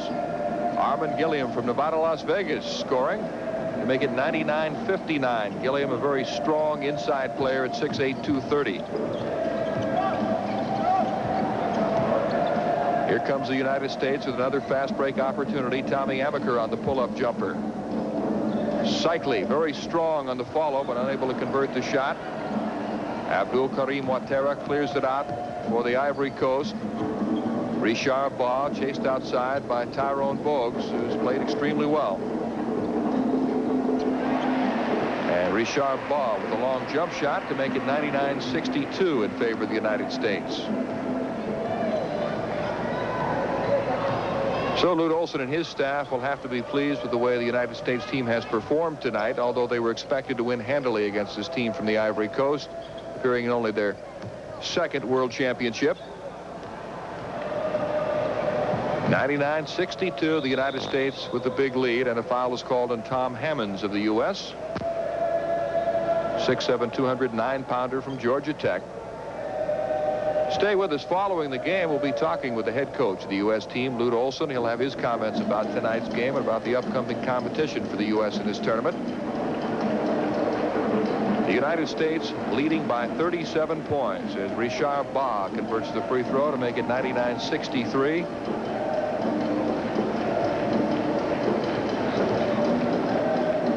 Baugh, 5'10", 165-pound guard, makes 1 out of 2 free throws, but the Ivory Coast gets the ball back.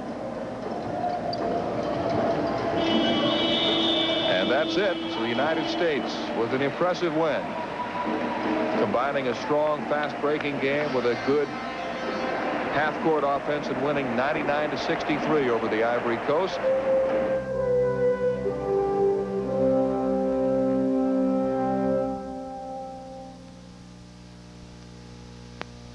Who's standing by with the winning coach of the USA team. Thanks, Mel. We're here with head coach Lute Olson, and Lute, congratulations to you and the team on the first victory. Does it feel good to get out of the way? Well, it does. I think, you know, it's different than playing the exhibition games. You get here and you realize that, hey, every game you've got to win. We knew nothing about Ivory Coast. We were not able to get anything on them, so we went into it rather cold, and we don't like that feeling either as a staff. Were you pleased with what you saw? Yes and no, Mike. We're still looking for our lineup. We're still trying to give a lot of people a look, but with the understanding as we hit the tougher games, we need to know who our starters are, who our first guy is off the bench in the big spot. And right now, I still don't feel very comfortable with that. Our big people sometimes will run the floor, sometimes won't. Our guards are quick, and who plays up front is going to depend on which guys can get out and fill the lanes in the break, because we feel that we can hurt some of the bigger teams with our fast break if we can get big people out of there. Our guards, I think, overall played reasonably well. Too many turnovers, but beyond that, I thought they pushed the ball hard and played pretty well defensively.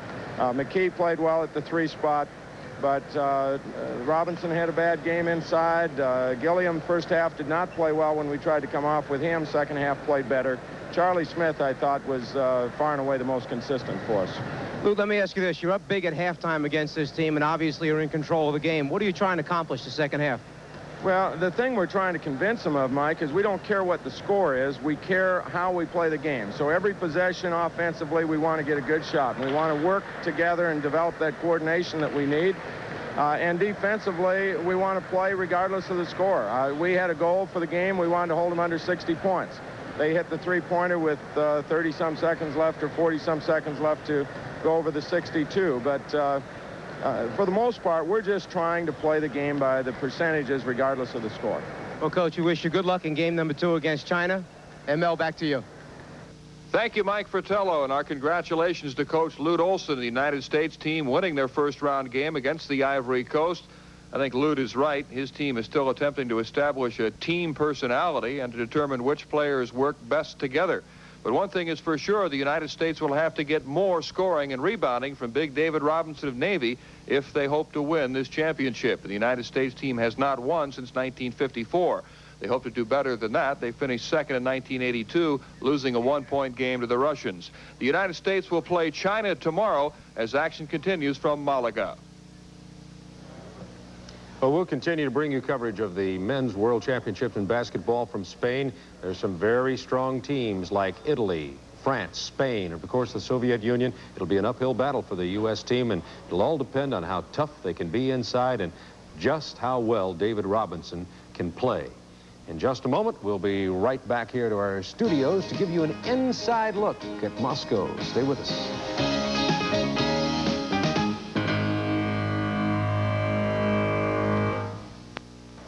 Now we have a kind of a special treat for you. As Bob promised earlier, we're going to take you inside Moscow.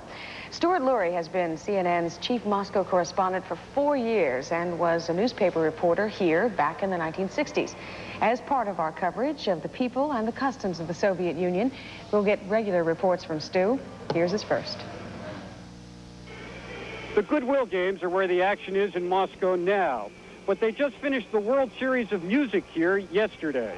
Ever since Van Cliburn won the 1958 Tchaikovsky competition, this contest has been the ultimate for aspiring young pianists, violinists, cellists, and singers.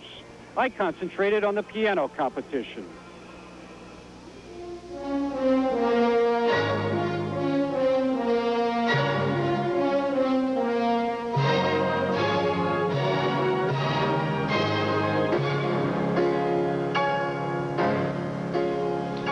One of the American piano hopefuls this year was William Wolfram.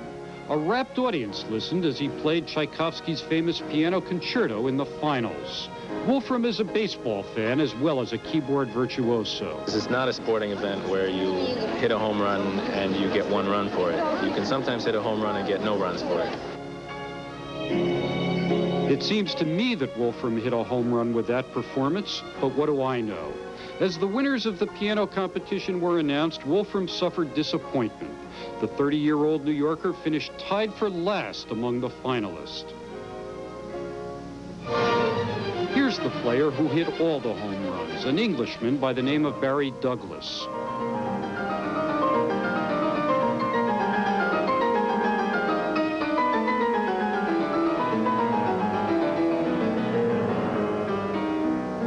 He was the people's choice as well as the judges. From the beginning of this three-week event, his performances were most crowded. And even before the result was announced, some fan had stolen Douglas's picture from the billboard outside the famous Tchaikovsky Conservatory and had written in its place, "First prize." The chief judge could not even get Douglas's name out as the winner. The audience went wild just at the mention of Great Britain.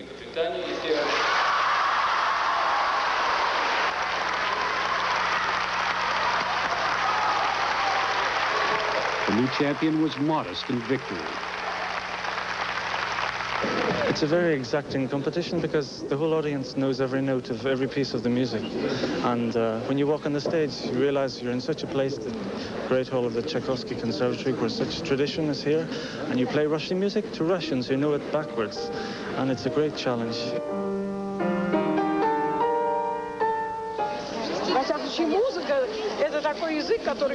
Tamara Frankina was a center of attention outside the hall. She's the equivalent of a Wrigley Field bleacher bum. She told us that she had attended every one of the piano performances. Frankina and the other concert goers each had their favorites, and they debated the contestants constantly in excited little groups. The 22 judges matched wits with these people.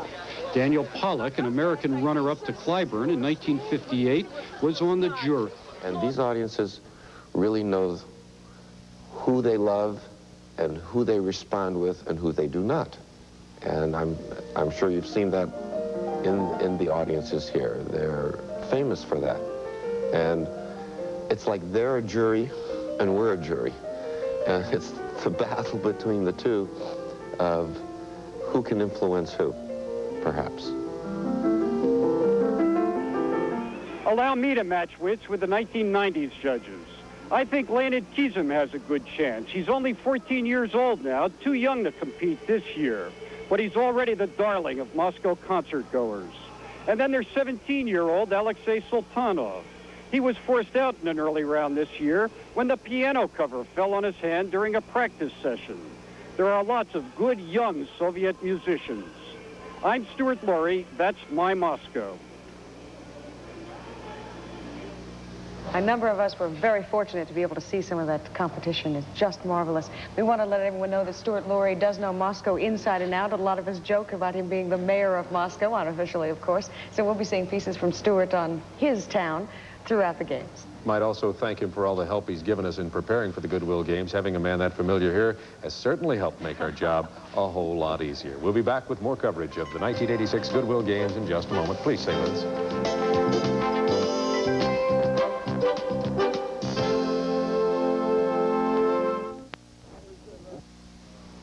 Many of the top swimmers on the U.S. men's and, for that matter, women's swimming team are being held out of competition in the Goodwill Games in preparation for the World Games that come up in August. So most thought there'd be a lot of whitewashes of the U.S. swimming teams. But there's been good news for U.S. fans early on.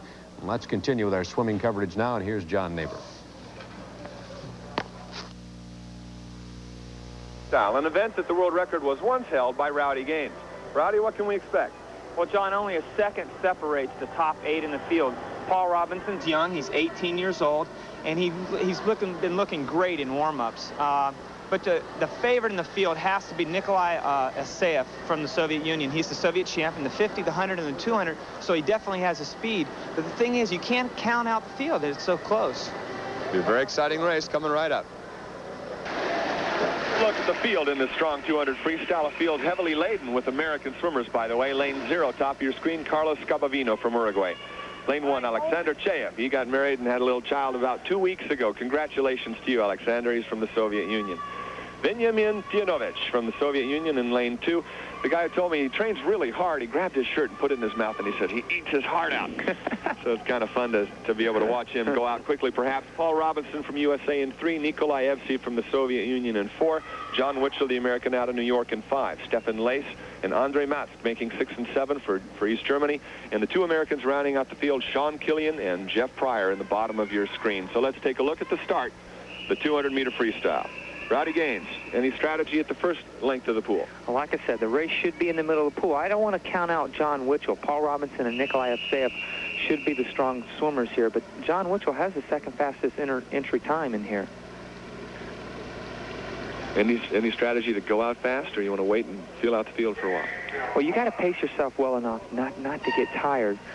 But after the first 50, that's where you got to determine where you got to make your move. The first 50, everyone is concentrating on their own race. They're not really worried about the field. Like I said, you could pace yourself. You don't want to look around the first 50. Get down the pool, then you can start looking around and see where you're at. Well, we would expect that the guy who eats his heart out is going to go out real fast and endure the pain. It's not turning out quite that way. The lead is apparently coming from lane number 5. John Witchel, USA. It's really rather tightly packed at this moment. And it looks like lane 4, the Soviet, Nikolai Evsey. This could be good for the Americans because Nikolai Evsey is more known for a sprinter instead of an endurance-type swimmer, whereas Robinson and Witchel are both known to have great 400s. I think this is going to help them coming home more so than Evsey. Well, Paul Robinson now in the lead from the United States. That's lane 3 or 4 from the bottom because the top lane is lane number 0. Paul Robinson flipping at 54.10. It's unofficial time, of course. Paul Robinson looking to his left, scanning out the field, and he's in hot pursuit. The Soviet, Nikolai Evsey, and John Witchel, the American out of New York. He's just about a second off world record pace, and now this is where you start asking yourself, am I feeling good? Can I hang on for another 75 meters? This is where some of the swimmers look off a little bit. They back off a little bit, saving up for that last 50. The 2 Americans looking at each other. The lead assumed now by John Witchel of the United States. 18 years old. He swims out of Ohio, and he's establishing a 3/4 body length lead. He's breathing to the other side, though. The thing is, he can't see Evsey and Robinson over on the other side, so he's breathing on the wrong side. As you can see, Evsey now is coming on.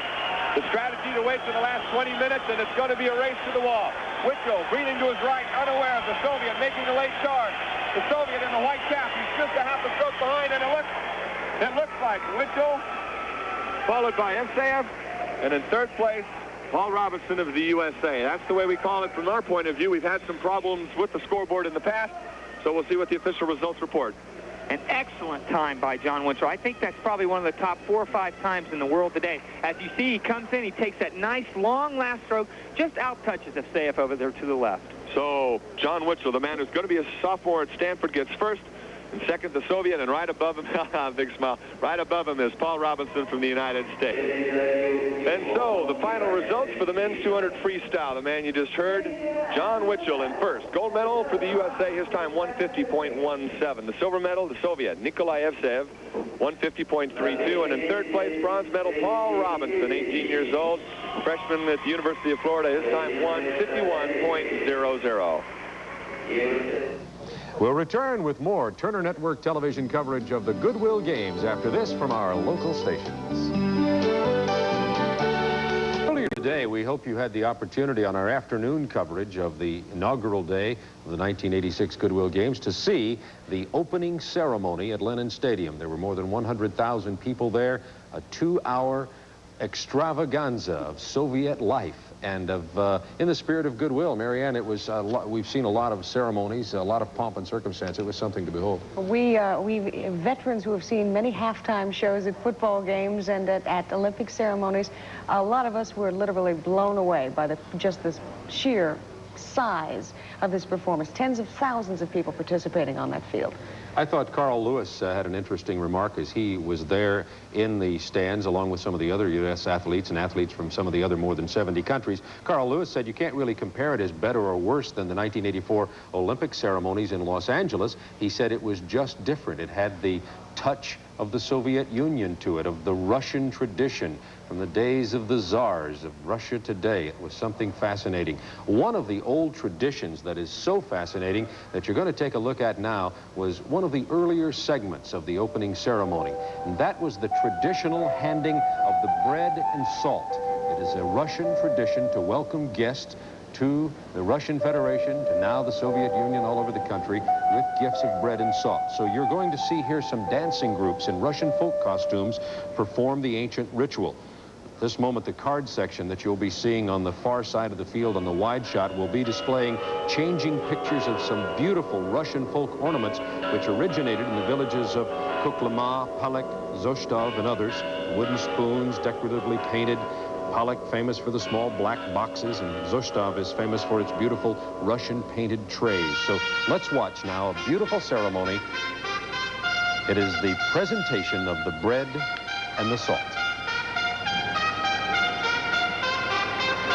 That, folks, is the card section. Get a load of the size of this. The tradition of bread and salt is being carried specifically in relation to the Goodwill Games. There is an official, or unofficial at least, Goodwill Games doll that they are being selling, who is presenting bread and salt as well.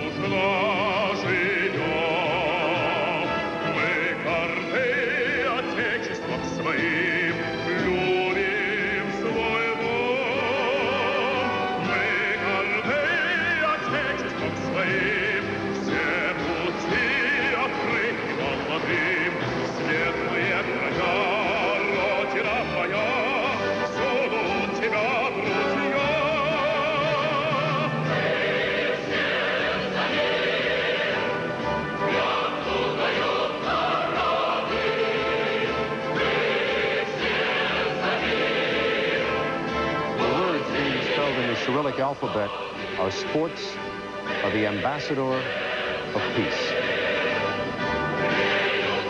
It's fascinating for me, Bob, to see this angle here and to get to see it this way. I was down on the field, as you know, during the opening ceremony, and the perspective is totally different from down there.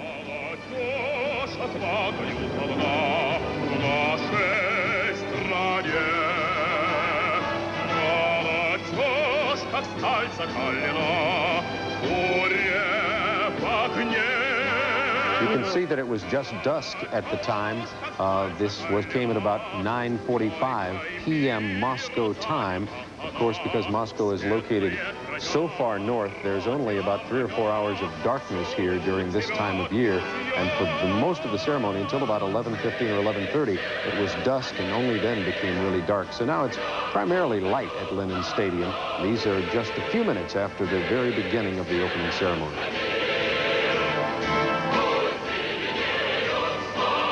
We had a tremendous rainstorm and thunderstorm this afternoon, and there was some speculation that, oh, well, what happens if it rains? And the Russians like to believe they're organized about things, and it got cleared up just in time. It's a lovely evening out tonight for these ceremonies.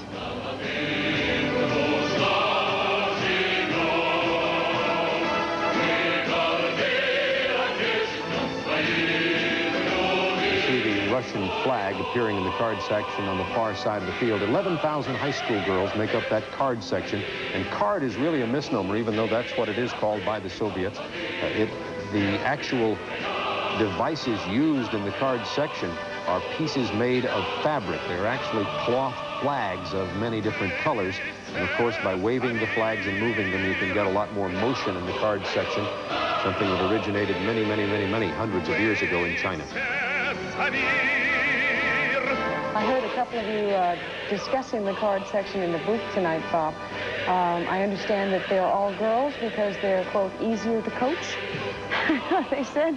Those are the words of Lev Nemchek, who is the director of the card section. Lev Nemchek is a former engineer in the Soviet Union and now spends his full time, and he did have boys and girls in it. He said he found it much more successful when it was all girl. I think anyone who teaches youngsters or coaches them will understand why that might work better. Here's some of the beautiful displays that are made by the card section on the far side. Again, they can go from something stark and heavy contrast, such as the star of the Soviet Union, to beautiful mosaics and pictures of the countryside. And now you see the presentation of the bread and salt. This bread and salt will be handed by the Soviet women to a group of representative athletes representing just a few of the 74 nations who are participating here. And as you see, the bread and salt will be handed to the athletes, an ancient Russian tradition of welcome.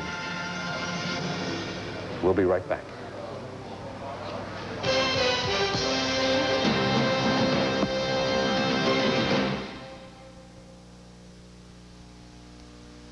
The 1986 Goodwill Games have been brought to you by Pepsi. When it comes to taste and refreshment, time after time, it's Pepsi, the choice of a new generation.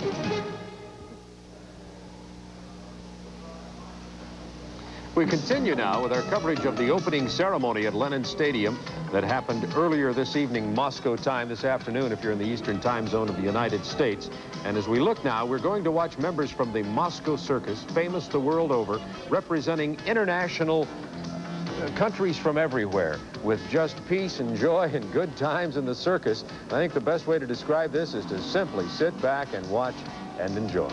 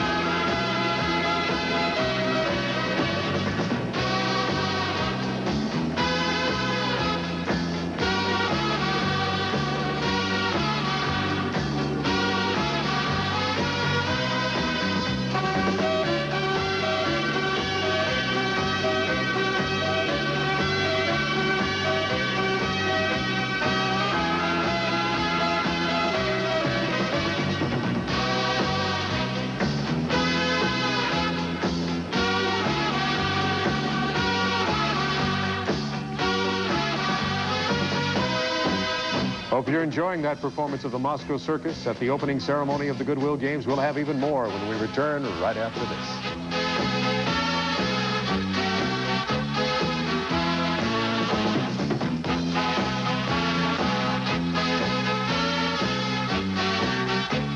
There were a lot of enjoyable moments and a lot of moving moments at the opening ceremony today.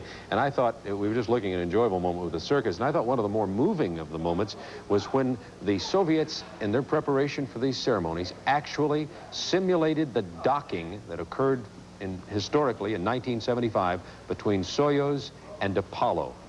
And when you see this, I hope you'll be as amazed as I was when I saw it happening live at Lenin Stadium. That is a card section portrait of Yuri Gagarin, the hero of the Soviet Union who died tragically in a plane crash in 1968, but was the first man in space from the Soviet Union. And there is a card section depiction of the statue of the Soviet space efforts that is actually near Ostankino Television Broadcast Center, and that word in Cyrillic says, Enter Cosmos. And I think you'll really enjoy watching the docking of the Apollo and the Soyuz, and we'll just kind of let it play here and explain it as we go along.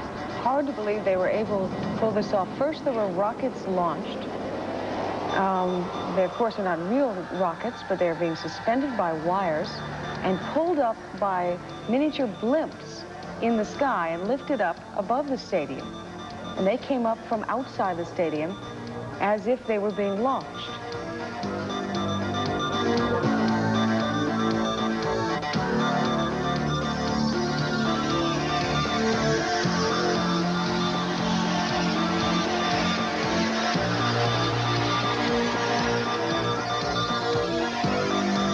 Good space exploration music, huh? Written by Yuri Chernovsky, who is a young Soviet composer, 38 years old. He was requested to write this music. He considers himself a rock music composer. Requested to write this music only a month and a half ago. Now you're seeing the Soyuz craft on the right and the Apollo on the left there, while the gymnasts are still performing on the field. And these are also suspended by wires far above the stadium. And they do perform the docking.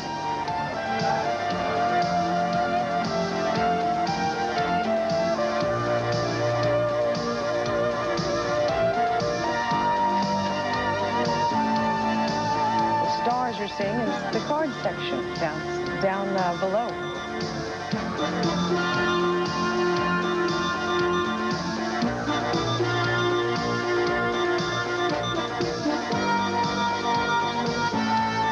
The ultimate in goodwill and friendship between our two countries.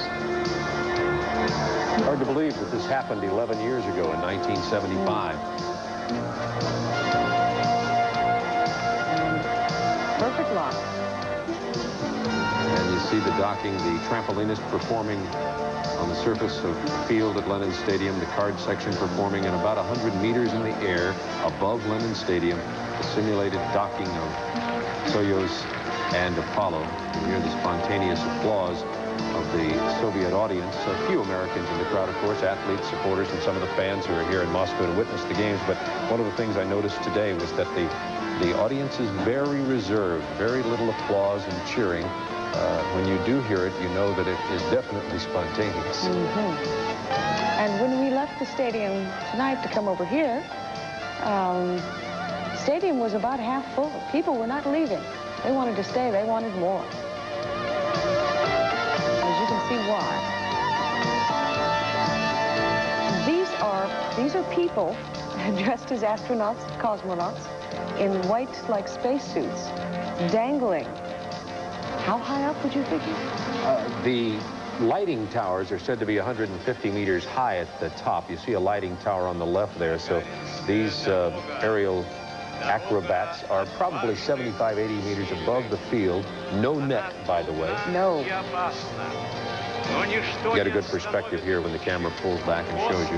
That is the far side from the broadcast commentating booth of Lenin Stadium. The docking of Soyuz and Apollo, and we might add that General Thomas Stafford, who commanded Apollo, was actually in Lenin Stadium tonight to meet once again his old friend Alexei Leonov, who was the man who commanded the Soyuz. And Valery Kubosov was also there, one of the Soviet cosmonauts, and they united, and Alexei Leonov actually spoke to the crowd. So it was a moving moment, a reenactment of the docking of Apollo and Soyuz from 11 years ago, one of the wonderful pieces of spectacle from the opening ceremony at Lenin Stadium today. We'll be back.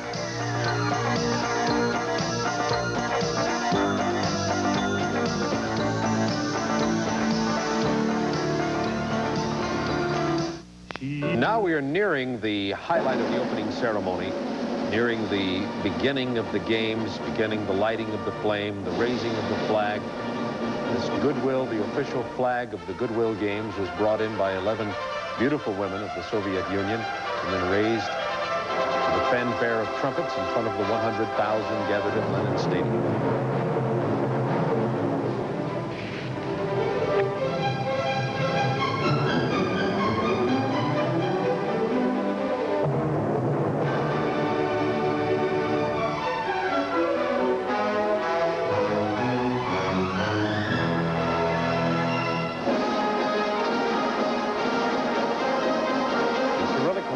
On the flag says Ivory Dobre Voli, Goodwill Games at the top.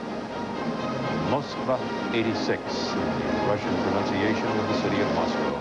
And there you see in the stands the astronauts and the cosmonauts. The voice of Mr. Gromov, who is the chairman of the organizing committee, who said, as you heard the Russian, the games have begun. And now this is called, these are gymnasts on a vas in the, closer to the Russian pronunciation, formation, signifying a flame that began on the field with the athletes, the flame of goodwill that spread from the field to the card section to the torch. And the flame, the Goodwill flame, will burn for the duration of 16 days of the first Goodwill Games. A moving moment at Lenin Stadium in the opening ceremony. And that flame will burn at Lenin Stadium until the games end on the 20th of July. And what a spectacular fireworks display. Fireworks were not only beautiful, they were loud. I'm sure they could be heard all over the city. And the people who are participating in these ceremonies were having a grand time. After all the work they'd put into it, it was obvious they had worked and slaved over this ceremony for so many days and weeks and months. And they looked so pleased that it went off so well at the end. They were all dancing on the field. The Goodwill flame. The flag is flying, the flame is burning, the competition has begun. We are nearing the conclusion of our prime time coverage of the first day of the Goodwill Games of 1986. And we hope that you'll rejoin us, if you can, shortly, because we have some more coverage today of the 1986 Goodwill Games, and we'll have a special guest for our one-hour presentation of today's competition and ceremony and circumstance. And speaking of Paul Horning will be joining us. Paul will be our boxing Certainly commentator. not circumstance, no. He'll be joining us. We hope you'll join us in a few minutes. For Marianne Laughlin, our entire crew, this is Bob Neal. Thanks for joining us now. We hope to see you in just a little while.